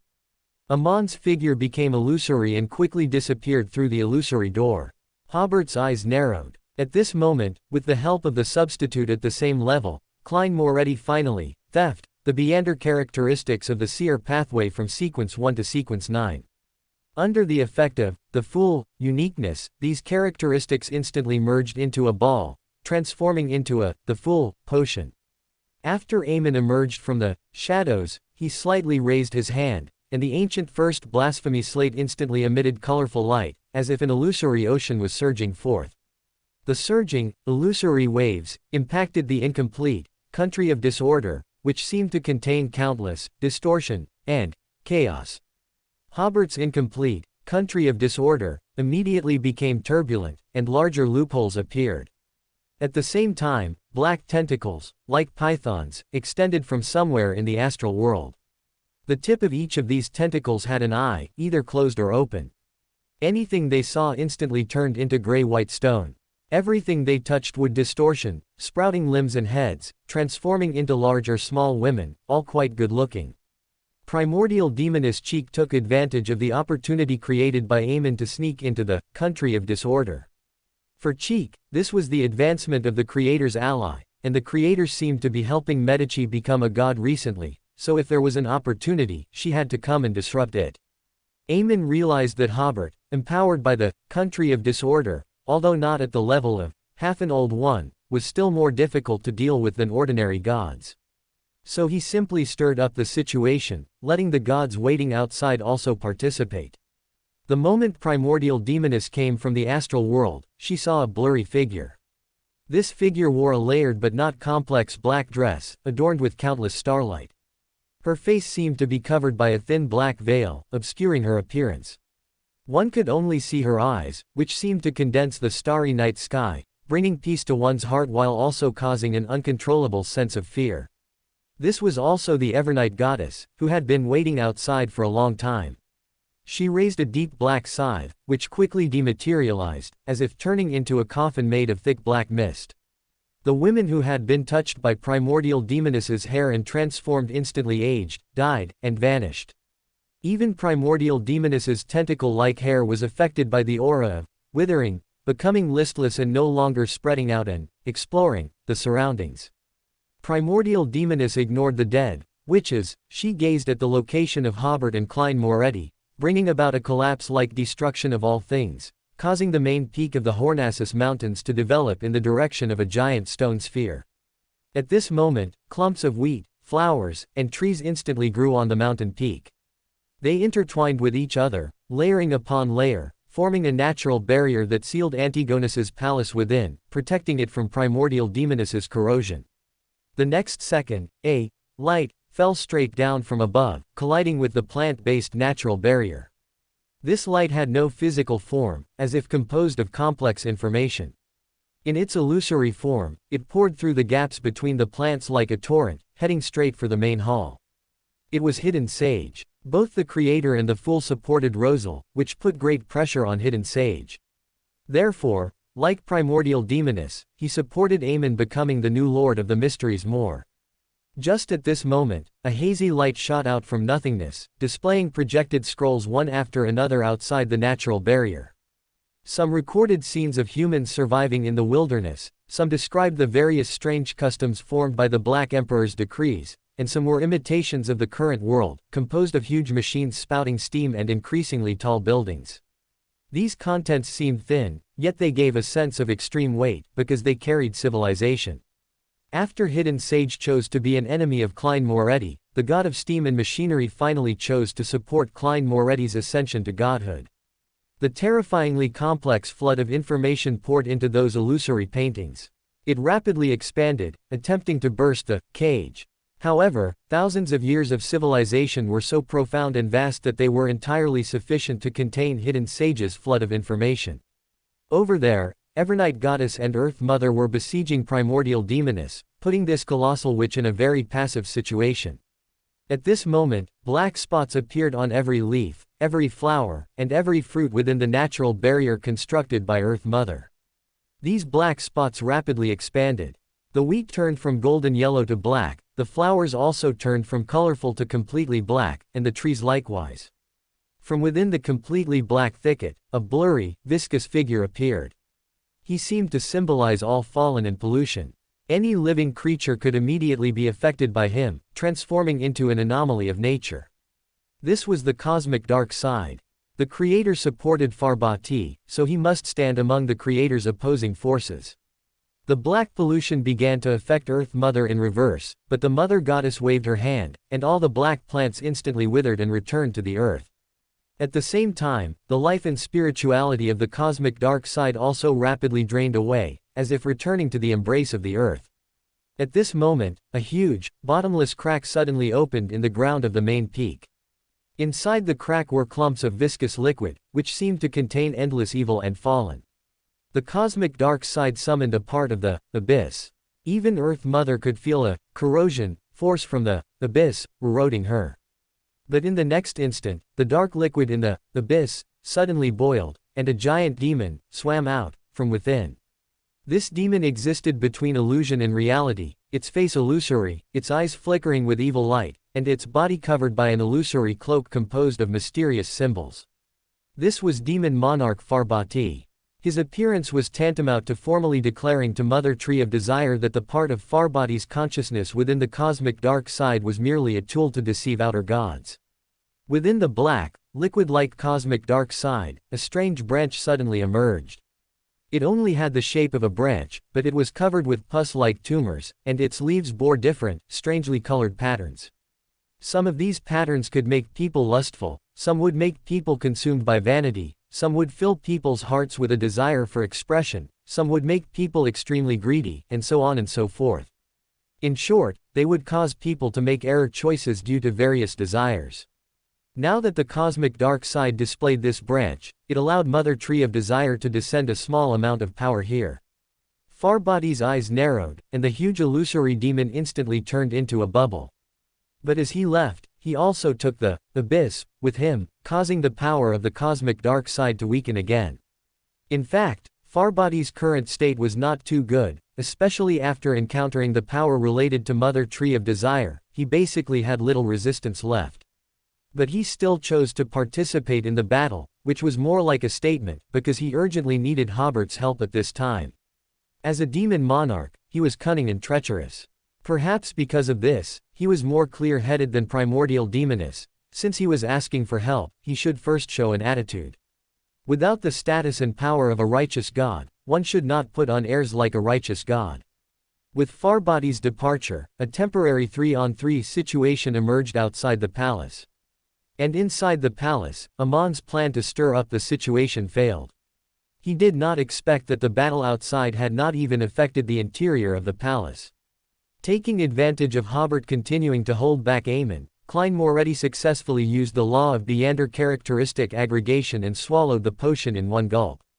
In the God-forsaken land, under the giant light and shadow of the ancient sun god, a sentence written in the most ancient language rapidly formed. Antigonus's efforts to advance to the fool ultimately failed due to various reasons. He did not utilize the name Klein Moretti because the other party stole Antigonus's identity and fate. If he used the name Klein Moretti, what would his failed advancement have to do with Antigonus becoming the fool? If Klein did not give up Antigonus's identity and fate, then he would be limited by this sentence. If he gave up Antigonus's identity and fate, then the mixed mental imprints of Antigonus and the celestial worthy, that had just settled down in the uniqueness, which was difficult to accommodate, would definitely awaken again, and a new tug of war would begin with Klein's consciousness. Now was a critical time for taking the potion, and such a tug of war was terrifying. The order clock might not even be able to play a significant role. In that case, Klein would either lose control or be in a very poor state after advancing. Klein's situation was not entirely the same as Hobert's. The mental imprint in the Black Emperor potion Hobert took was not very deep, and as long as he guarded against the momentum of the celestial worthy's revival, he would not have too much mental pressure after advancing. However, the uniqueness Klein had just accommodated had a very strong mental imprint. Even in the best state, it should take a certain amount of time after accommodation, like Hobert, to gradually accept the uniqueness, and then attempt to advance. But Klein did not have that much time. Amon had clearly become a dual-pathway true god, now, and unless Hobert lived in Saphira Castle, Klein would have to advance immediately. Although Amon was entangled by Hobert's substitute and Hobert himself, a mottled clock suddenly appeared behind him. The giant clock's hands trembled slightly, and in the next 2 seconds, Amon's main body became a error of time, gaining double time. That is to say, for the entire universe, the next 2 seconds were 2 seconds, but for Amon, it was 4 seconds. Hobert immediately realized this and, risking his substitute at the same sequence being stolen, intensified his offensive. But Amon still gained 1 second of time. His crystal monocle reflected Klein's figure. The next second, the monocle bloomed with pure light.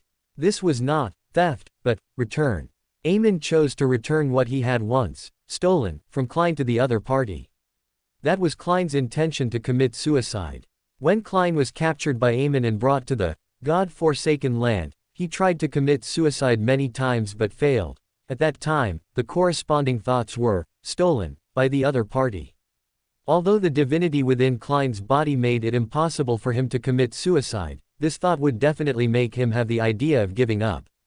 Hobert had no choice but to immediately gift these suicidal thoughts to a huge stone pillar in the hall. That stone pillar seemed to have its own consciousness, immediately twisted left and right, and actually broke itself. At this moment, Klein, who had taken the potion, had his thoughts become chaotic, and the thought of giving up appeared and then disappeared. His advancement process had reached the most critical moment. His thoughts, while chaotic, also spread out, as if encompassing the entire planet. At this moment, Klein felt himself dispersed within different believers, dispersed within the historical fog, dispersed within the flowing time.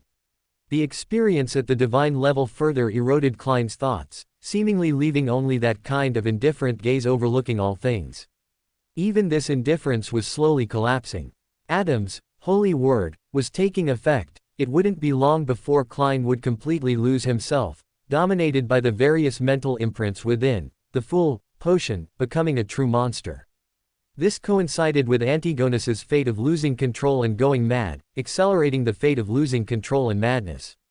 Dong. Seeing that Klein was at risk of collapsing, Hobert's main body immediately appeared in the country of disorder, and struck the order clock.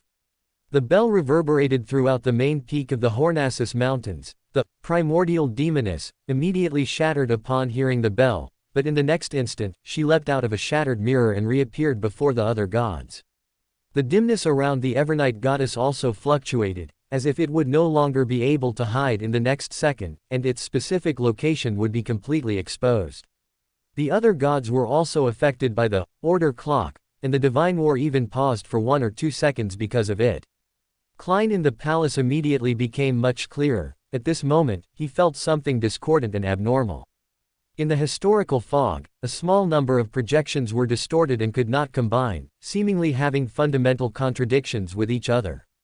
Those were the imprints generated when Klein previously fooled Rosal's fate, history, and reality.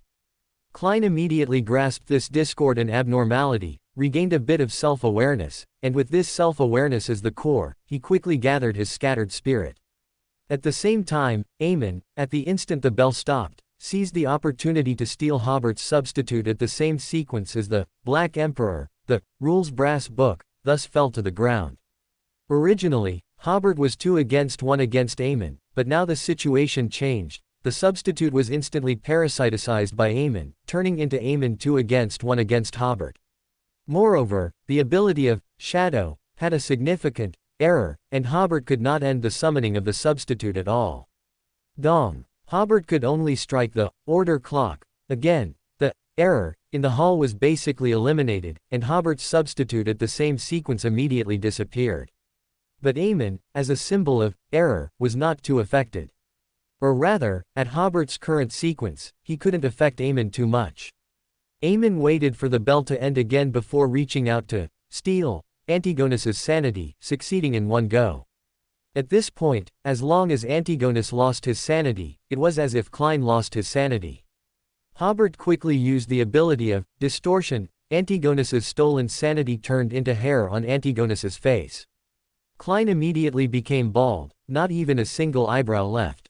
The rules brass book that fell to the ground began to write on its own, "Theft is prohibited here."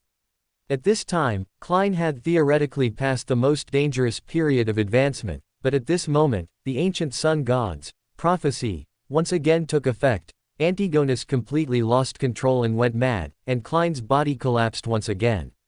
Without hesitation, Klein, who had recovered most of his sanity, immediately lifted part of the theft effect and returned Antigonus's identity, fate, and self-cognition to their original owner. On the huge stone chair deep in the palace, Antigonus slowly opened his eyes, looking around blankly. He did not immediately lose control, because the main reason for his loss of control and madness was that the will of the Lord of the Mysteries had largely revived, and now, the fool, uniqueness and most of the Beander characteristic that carried that will were no longer in his body. After a brief moment of blankness, Antigonus immediately seized this opportunity to resist the tendency of madness with his own will, striving to salvage the fate of losing control. However, Antigonus, who had long hair and short, wolf hair-like fuzz on his cheeks, suddenly became bald. The ancient sun god's prophecy was thus fulfilled. Antigonus indeed failed to advance to sequence 0 inches the fool. And after Klein lost Antigonus's identity, the imprint of the celestial worthy immediately began to erode Klein's consciousness, and there were signs of revival. A voice even sounded in Klein's ear, "Give up. Give everything to me. This time, I will no longer accommodate other Sephira. I will not help the beings you want to protect, but I will not harm them either. This place will be a forbidden land for outer gods." The whispers made Klein fall into a certain degree of chaos again. What the hell are you talking about? Hobert in the country of disorder cursed loudly. What do you think you are? You are just a thought of the original creator, and you actually think of yourself as a person. It turned out that due to the celestial worthy's arrangements in the Black Emperor and Justiciar pathways, Hobert could also hear the celestial worthy's voice. He had been very annoyed by the celestial worthy's actions, and now he finally had a chance to vent, so he cursed very badly. But at the same time, Hobert felt that a certain thought in his consciousness seemed to be awakening, which was precisely the mental imprint of the celestial worthy that he had previously suppressed using the jinn. So at this time, Hobert only dared to hide in the country of disorder and curse, while also trying to resist the erosion of the celestial worthy's mental imprint. Fortunately, Aemon, who was in a neighboring pathway to Seer, was not doing well either, and was also affected to a certain extent. Hobert waved his hand, and the rules brass book returned to his hand, looking as if he was declaring some document. The Lord of the Mysteries of ancient times seriously deviated from the original creator's expectations. Only by displaying the splendor and diversity of life can there be a chance to tame the cold Beander characteristic. But the original Lord of the Mysteries has been trying to revive, putting heavy mental pressure on those who fight against madness and distortion. They have to prioritize fighting him. He is powerful and inhuman, simply unable to represent the will of living beings, unable to realize the original creator's ideal. The existence of such a god is truly the end of the world. Hereby, I declare the judgment result for the Lord of the Mysteries of ancient times, he shall never truly revive.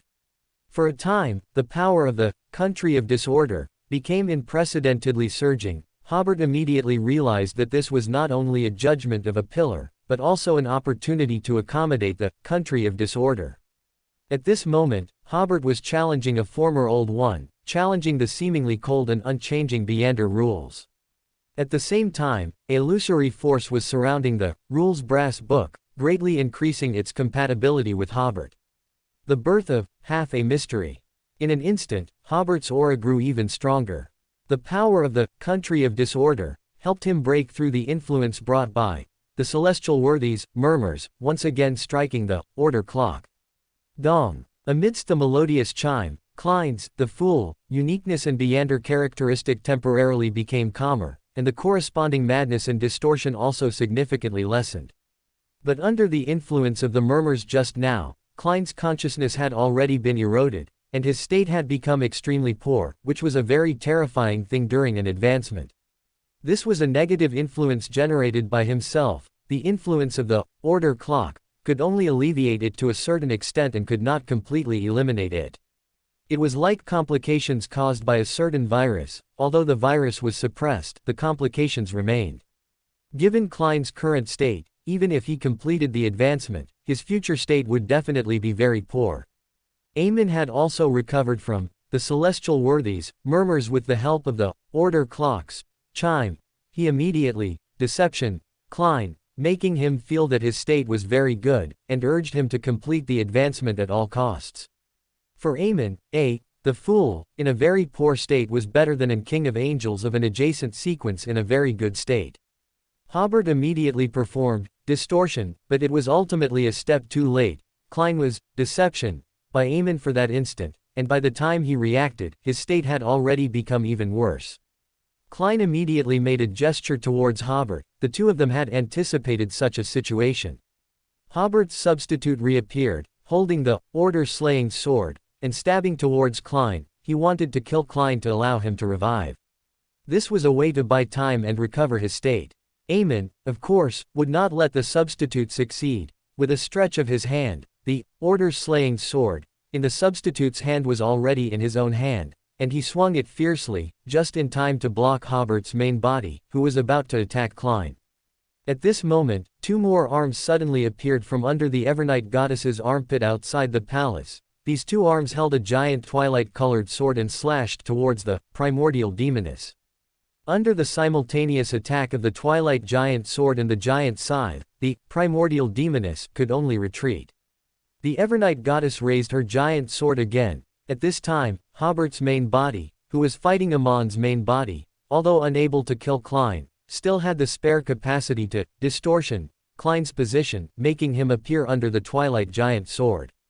With a poof, Klein was struck by the giant sword symbolizing twilight, shattering into a puddle of decaying rotten flesh, with Beander characteristic precipitating out.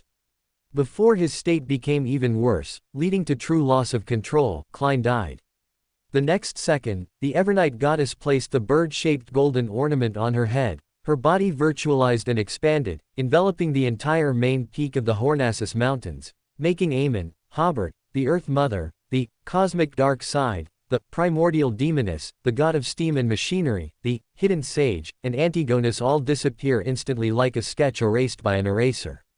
At this instant, Aemon finally understood.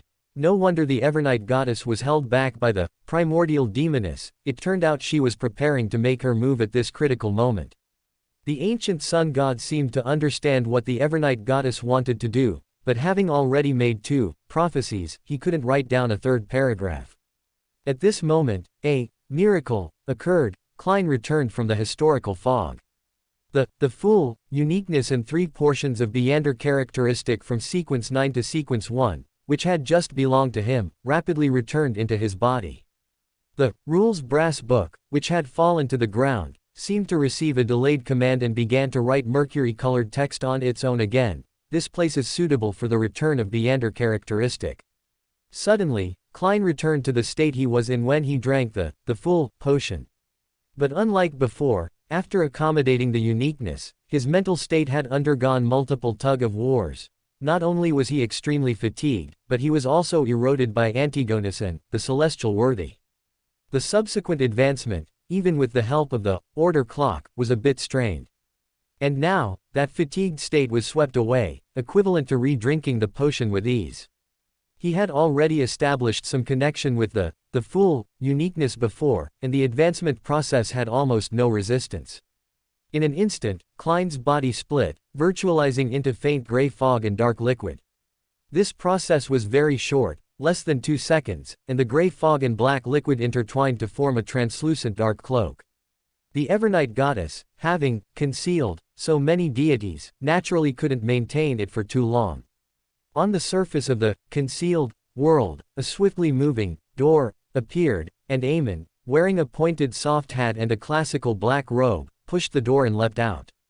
Just returning to the real world, he happened to see a blank-faced illusory mask appearing under the translucent dark cloak. As the mask outlined Klein's appearance, which merged with Gehrman Sparrow's features, Aemon felt as if his intelligence was being forcibly lowered. At the same time, he realized, the fool was born. The deities, concealed by the Evernight goddess, returned to reality one after another. Like Aemon, they became somewhat dazed amidst the impact caused by the birth of the fool on this world, seemingly unable to react. This influence was not limited to the deities themselves. Just like Hobert's substitute, it also fell into the same state of bewilderment as the main body. The Evernight goddess also paused mid-air with a slight sense of confusion, seemingly not yet having thought about what to do next. Inside the God-forsaken land, the greatly dimmed giant light projection of the ancient sun god sighed softly and spoke again, "Let there be light." The light in the starry sky brightened again, piercing into the eyes of Aemon, the primordial demoness, and the hidden sage, causing them to awaken about a second earlier and quickly escape. The first to leave was the torrent of information, which, after rapidly brightening, instantly vanished. As the primordial demoness and Aemon left one after another, the other deities also awakened and collectively looked at the cosmic dark side, who had not yet managed to escape and had not received help from the ancient sun god.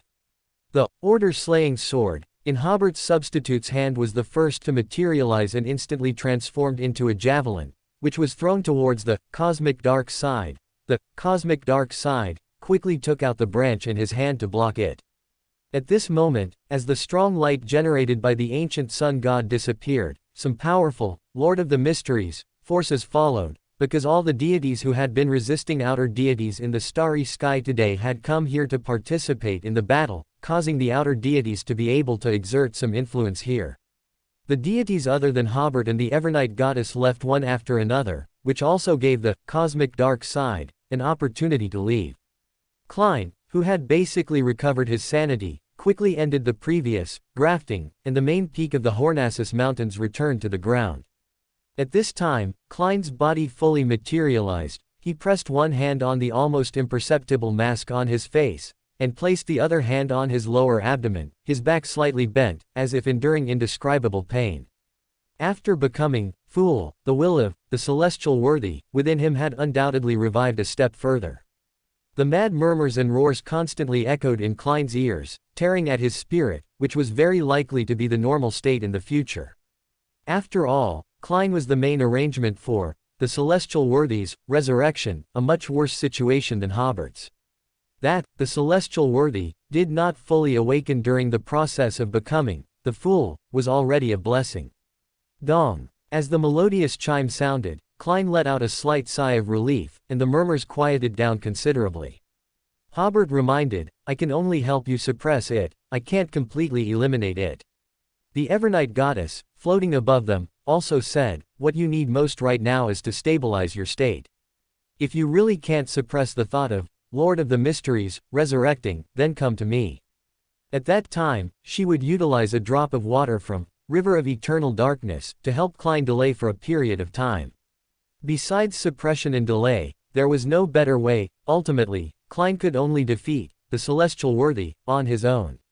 After the Evernight goddess finished speaking, she also left the real world and returned to her own divine kingdom. Just as Hobert was about to leave, Klein suddenly said, wait a moment. Hobert was slightly stunned and looked at Klein. The moment I became a god, I gained many memories, Klein said with a Lord of the Mysteries expression. In those memories, you actually safely completed your transmigration with the help of my future self.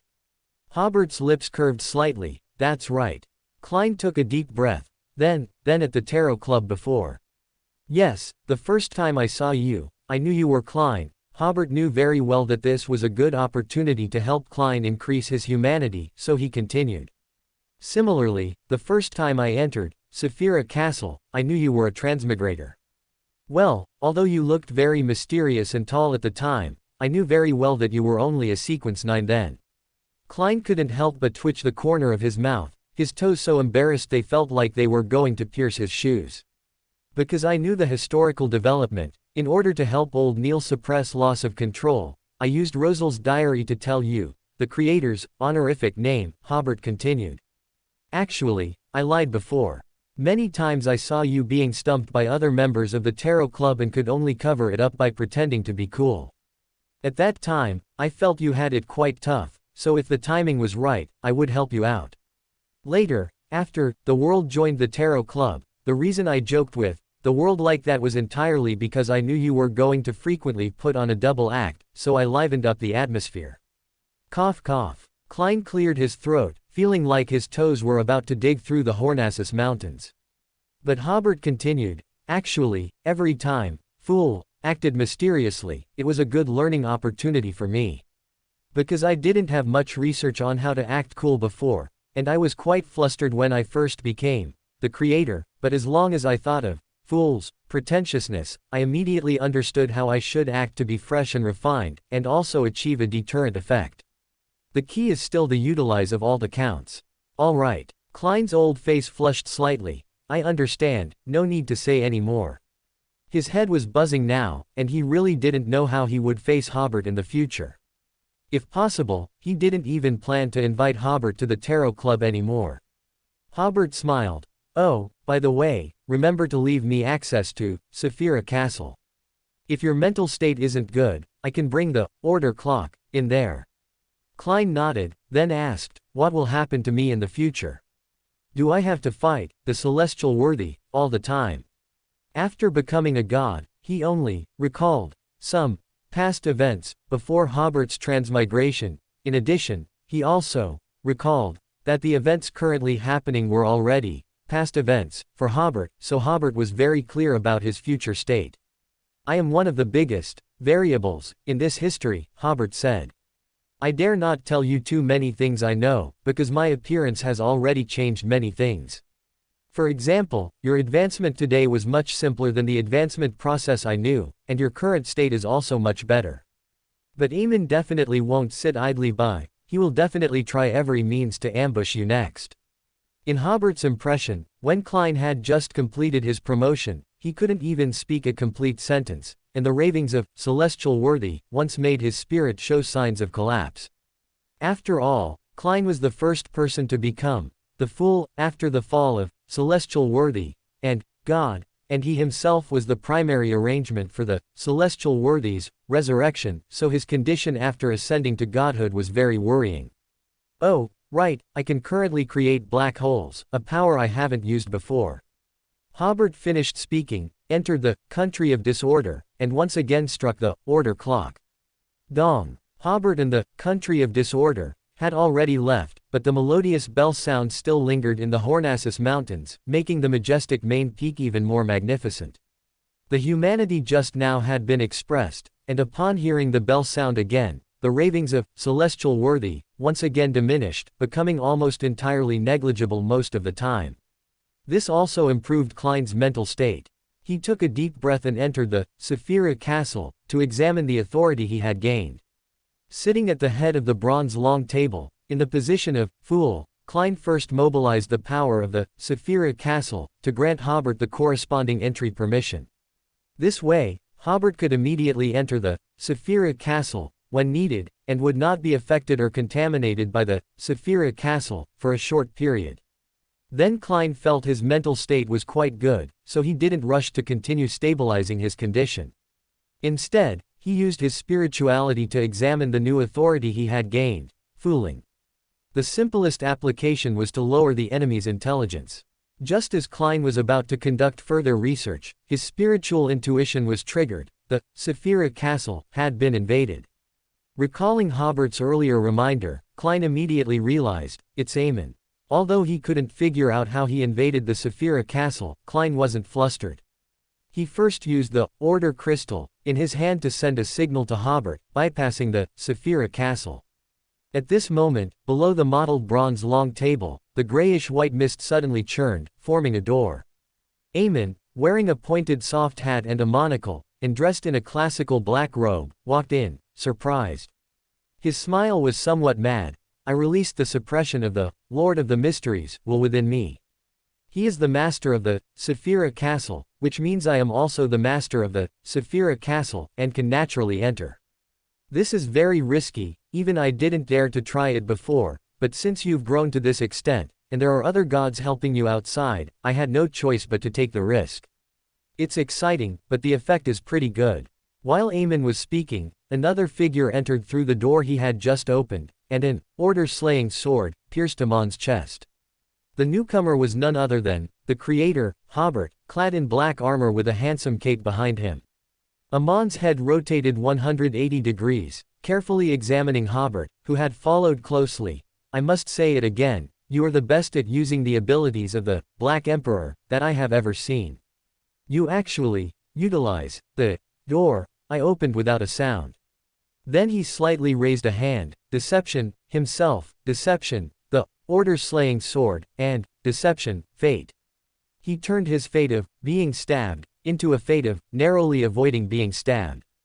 At the same time, he, deception, himself and the order-slaying sword, making them both believe that the sword had missed, so the order-slaying sword suddenly skewed, brushing against his classical black robe, and there were no wounds on his body, naturally avoiding the entropy-increasing attack attached to the order-slaying sword. Aemon grinned. I knew, fool, would ask for your help, so I also thought of a way to deal with you.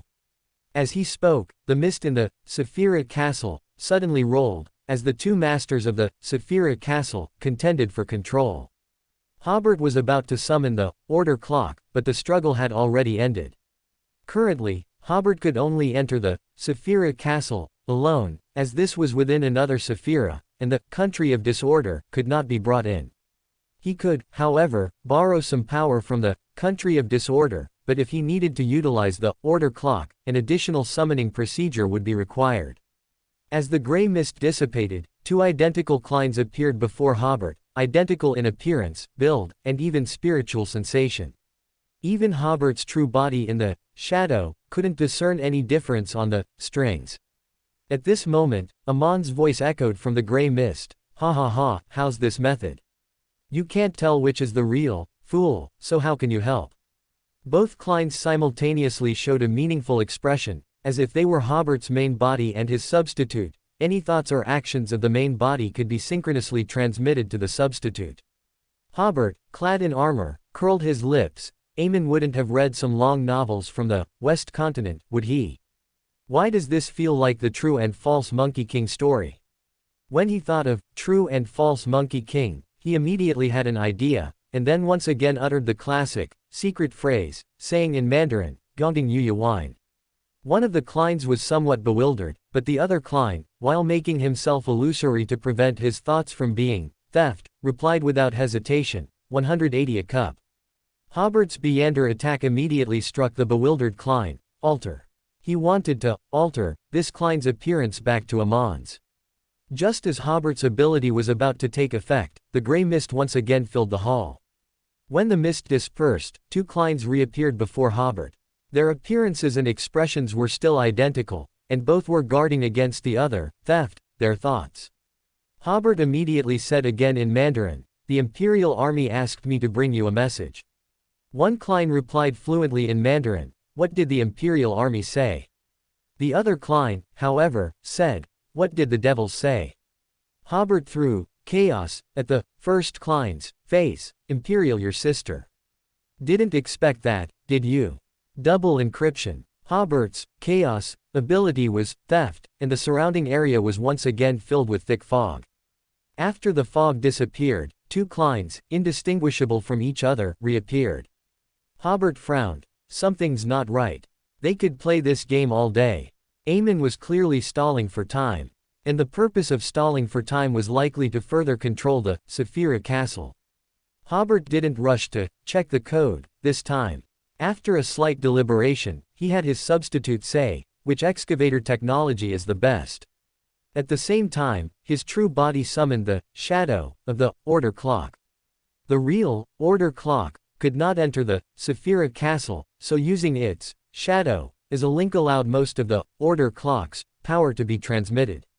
If the true order clock were to enter the Saphira Castle, some uncontrollable reactions might occur, resulting in more harm than good. Eamon, disguised as Klein, was clearly taken aback by Hobert's question. Such a question was difficult to answer, and he recalled all his searches in the God-forsaken land, and didn't remember a corresponding answer. The real Klein, while contending for control of the Saphira Castle, replied, look for Lanxiong in Shandong, China. The substitute immediately amplify all of Klein's abilities and spirituality, and for a moment, Klein gained a slight advantage in the struggle for control of the Saphira Castle. Dong. At this moment, Hobert's true body struck the order clock, and the bell sound reverberated through the hall, causing the mist to churn and all error to be temporarily restored. One of the Kleins reverted to Amon's appearance, and amidst the swirling mist, another Eamon, dressed in classical attire, was ascending the steps in a corner of the main hall. Hobert and Klein immediately understood. The one who had transformed into Klein installed them both was a high-level avatar of Eamon. The real Eamon, his goal was the door with the dark green light at the top of the steps. There was no time to ponder Amon's objective. Klein immediately altered the layout of the hall, and the ascending steps became descending ones. That was the path to leave the Saphira Castle. Hobert, in turn, used the alter ability again, changing Amon's true body's thought of contending for the Saphira Castle to leaving the Saphira Castle. Amon's true body stepped down, instantly disappearing from the Saphira Castle. This is truly difficult. At this moment, Amon's original avatar suddenly said, how can I seize the Saphira Castle from your hands? A serious error had just occurred. Amon's true body and avatar had become confused. The one sent out by Klein earlier was the avatar, and the original avatar had now become Amon's true body. As Eamon posed the question, Hobert and Klein's new round of offensives began again. Klein, fooling Eamon, while Hobert, distortion Amon's mental state, striving to make his overall condition worse. Eamon raised a hand, and layers of Phantom Gate appeared before him. Some of the Phantom Gate were noticeably dim, clearly fooling, while others were distortion and deformed. They bore the attacks from the two gods for Eamon. Buzz buzz buzz. A Lord of the Mysteries sound suddenly appeared beside Eamon, like an injured bee, or the sound of high-voltage current passing through. Suddenly, half of the hull turned into endless darkness, containing a huge suction force. The gray mist, the bronze long table and chairs, and even the bricks, stones, and gas in the hull were all drawn into the embrace of that darkness. That was a giant black hole created by Hobert's true body. Even light particles couldn't escape this immense gravitational pull. After Hobert's true body struck the order clock, he left the Saphira castle, and arrived in the depths of the universe, creating a giant black hole by altering the relevant physical laws. Klein, on the other hand, used the grafting ability to graft this black hole, which had been magically modified by Hobert, onto the Saphira castle.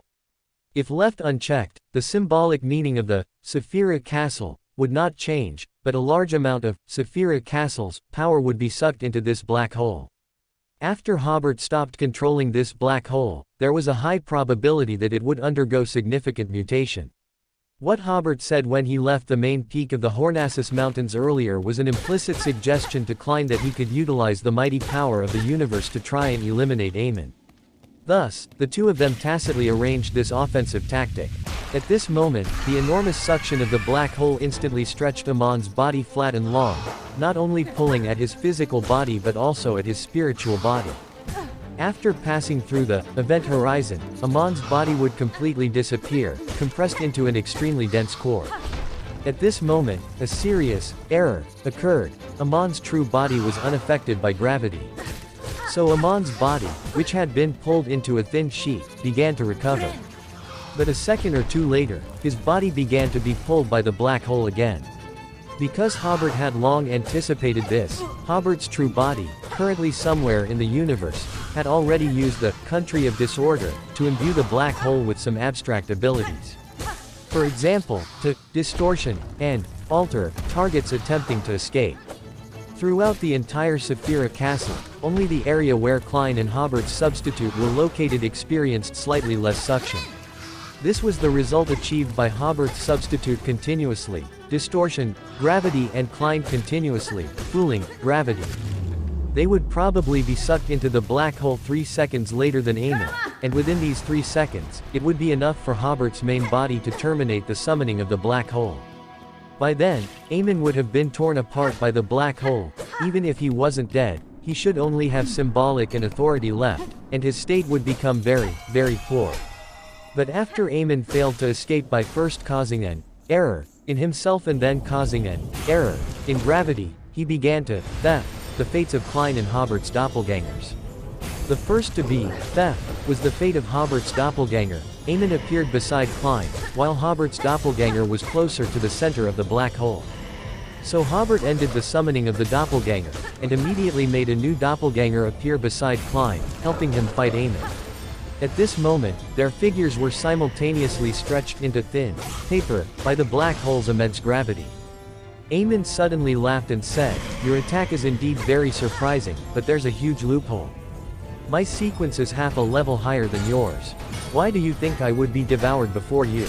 Hobert's doppelganger was still trying to distortion gravity, so that he and Klein would be affected as little as possible by the gravitational pull. Klein, however, suddenly smiled and said, "It's time to end this." He turned to Hobert's doppelganger and said, "Thank you for your help all this time.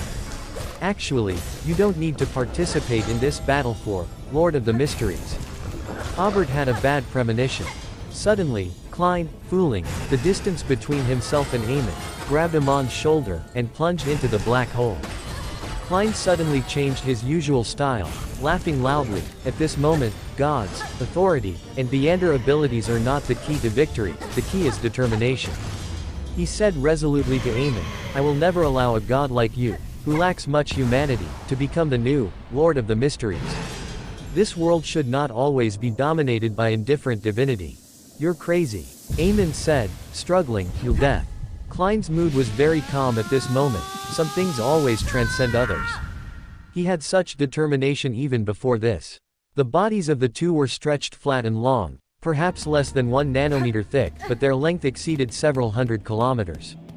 But this did not prevent the two gods from continuing to communicate, and Aemon said again, "Do you believe that the moment we are completely devoured, the uniqueness and Beander characteristic of the three sequences will be too close, and without our suppression, Lord of the Mysteries, will awaken instantly?" "That's not something I need to worry about," Klein said with a smile. "Are you scared? Although you have always been known for seeking thrills and daring to take risks, you have mostly achieved your goals, not only without losing anything, but gaining a lot. This is a form of deception from you, making people think you love taking risks, but that's not actually the case. Every time, you meticulously plan your escape routes. But now, I won't give you any escape route." Aemon sighed, "You're truly insane." At this instant, both of them simultaneously passed through the black holes, event horizon. Once inside the event horizon, even light cannot escape the immense gravity, and no means can observe what is happening inside the event horizon. It felt like a very, very long time had passed, yet also like only an instant. It felt like unbearable pain, yet also like no sensation at all. They lost all their sensory abilities, only feeling incredibly crowded now, more crowded than ever before. The next instant, they were torn apart by the supermassive black hole's gravitational source, and all the atoms that made up their bodies were sucked into a single hole. Because Hobert had endowed the black hole with abstract power, their spirit bodies and mental bodies were also completely torn apart, truly dead. The Beander characteristic and uniqueness instantly precipitated, and just as Aemon said, they rapidly approached each other, and an ancient yet new life seemed to be resurrecting and gaining. Hobert immediately ceased maintaining the black hole and immediately returned the power absorbed from the Saphira Castle. Because this was outside the Saphira Castle, Hobert was immediately surrounded by the country of disorder, and at the same time, the ruled brass book appeared in his hand, on which a line of mercury-colored text immediately appeared. Into the Creator's judgment on the original Lord of the Mysteries, the original Lord of the Mysteries, as the momentum of resurrection was interrupted. The fool's brass book immediately became illusory, and the power of water spread over a large surrounding area. The original Lord of the Mysteries, as momentum of resurrection, was appeared due to the aggregation of Beander characteristics, stopped by the fool's brass book. Hobert quickly waved his hand, separating the concentrated uniqueness and Beander characteristics. At the same time, Klein emerged from the historical void, because he was already the fool at this point. The uniqueness of the fool, and three secret one characteristics instantly protected his body. He was still the fool. This was also why Hobert did not continue to stop Klein and Aemon perishing together, because Klein had the ability to resurrect. However, it wasn't just Klein who resurrected, the active mental imprint of Celestial Worthy also resurrected with him, and the whispers once again hammered every nerve in his body. On the other side, Hobert was already snatching the remaining Beander characteristic. He knew that an attack of this level couldn't even kill a true god, let alone a dual pathway god, like Aemon. At this moment, a huge error occurred in death. Aemon emerged from an illusory door, returning from death. However, he did not have the ability to resurrect. His return at this time was not as easy as Klein's, requiring a great deal of sacrifice, so his state was very poor. Because he had previously given up suppressing Celestial Worthy's consciousness, the Celestial Worthy imprint within him also showed further signs of recovery at this time. But as he returned, the uniqueness and Beander characteristic that previously belonged to him also rapidly returned to his body. Fortunately, Hobert was quick to react, snatching one Key of Stars, Beander characteristic and one Worm of Time, Beander characteristic. Because Aemon had already separated two Worm of Time characteristics earlier to stabilize his state. At this moment, these two characteristics failed to return, further affecting Amon's state, and his body immediately collapsed. But at this moment, another error occurred. One of Amon's clones holding the Worm of Time instantly appeared beside him and immediately merged with the main body. With the Worm of Time characteristic and the error uniqueness as a pillar, Amon's collapse immediately ceased, and he once again formed his illusory body. Hobert's doppelganger turned to place the two Beander characteristic in his hand into the country of disorder, but at that instant, the doppelganger was grafting by the Worm of Time characteristic, and a pair of crystal spectacles appeared on his eye sockets, becoming one of Amon's Sequence 1 level clones. Hobert in the Country of Disorder, immediately, distortion, the Key of Stars, characteristic in Amon's clone's hand, causing this characteristic to come into his own hand. But during this process, an error occurred, and he only obtained the black helmet on Amon's clone's head. The illusory Aemon waved his hand, and that Key of Stars characteristic immediately appeared in his hand. In the next instant, the Key of Stars characteristic transformed into the shoulder armor of the armored figure, which had the same appearance as Hobert's main body. It turned out that Klein, not far away in space, was pressing his forehead with one hand, resisting the erosion of Celestial Worthy's whispers, and pointing a finger at the illusory Aemon with the other. He had just fooling the very poorly conditioned Aemon, allowing that Key of Stars Beander characteristic to remain in the clone's hand. And at this time, Amon's clone fell into chaos, making it difficult for him to actively hand over the characteristic to the main body for a while. Amon's main body, due to the lack of a crucial Beander characteristic, had not yet entered the recovery phase. The situation was temporarily deadlocked, but as time passed, Aemon would certainly be able to utilize one error after another to temporarily recover his state, even without that Key of Stars Beander characteristic. At that time, he would always have a chance to reclaim that Beander characteristic, and even if he didn't reclaim it, he could steal one from the Abraham family. In that case, all of Klein and Hobert's efforts today would be in vain.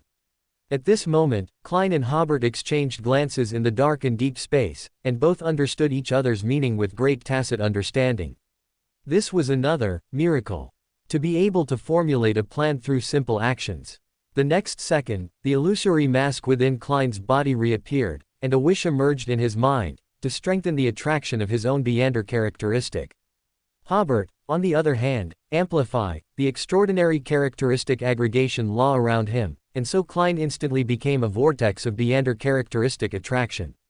The Key of Stars Beander characteristic in Amon's clone's hand flew towards Klein. At this moment, Klein had to risk swallowing a Key of Stars Beander characteristic. Because Hobert could help stabilize his state with the order clock, swallowing a Sequence 1 characteristic from an adjacent pathway was not a problem. Aemon desperately wanted to stop it, but his state was extremely poor at this time, and Klein had Hobert's help, so Aemon simply couldn't win. Dong. As the translucent, strangely shaped key entered Klein's body, the melodious chime of the order clock immediately rang out. The distortion and madness of the Beander characteristic within Klein's body were once again suppressed, and he successfully swallowed that characteristic. Although this would make his state even worse, this step was very important for killing Aemon. At this time, Amon's main body did not escape, so Klein, according to the plan, grafting the uniqueness of the door pathway within Amon's body using the Key of Stars characteristic in his own body. That was Klein's goal. Without one Sequence 1 characteristic, Aemon could barely maintain his state, but if he lost one uniqueness, Aemon, whose state was extremely poor at this time, would immediately collapse. The illusory Aemon suddenly laughed somewhat maniacally, "Ha ha ha, you're wrong. Aemon always takes risks when he wants to, and plays it safe when he wants to. Being unpredictable is what Aemon is all about. Since you want Beander characteristics so much, then take them all." Amon's illusory figure suddenly expanded. At this moment, he completely released his suppression of Celestial Worthy, and at the instant Celestial Worthy initially awakened, Aemon used the authority of error to expel both uniqueness and one worm of time from his body, and, through them, towards Klein. Klein and Hobert's eyes simultaneously narrowed, and they quickly stopped grafting, and stopped amplify. But at this time, even without Hobert's amplify, the extraordinary characteristic aggregation law was still at work, and two uniqueness and one worm of time characteristic instantly entered Klein's body. Klein instantly became half an old one, but Celestial Worthy also initially awakened as a result. For more thrilling fanfiction stories like this, check out my channel Fanfic Audiobook. Dive into epic adventures, mysterious realms, and legendary journeys brought to life through immersive storytelling. Don't forget to like, share, and subscribe for more amazing audiobooks.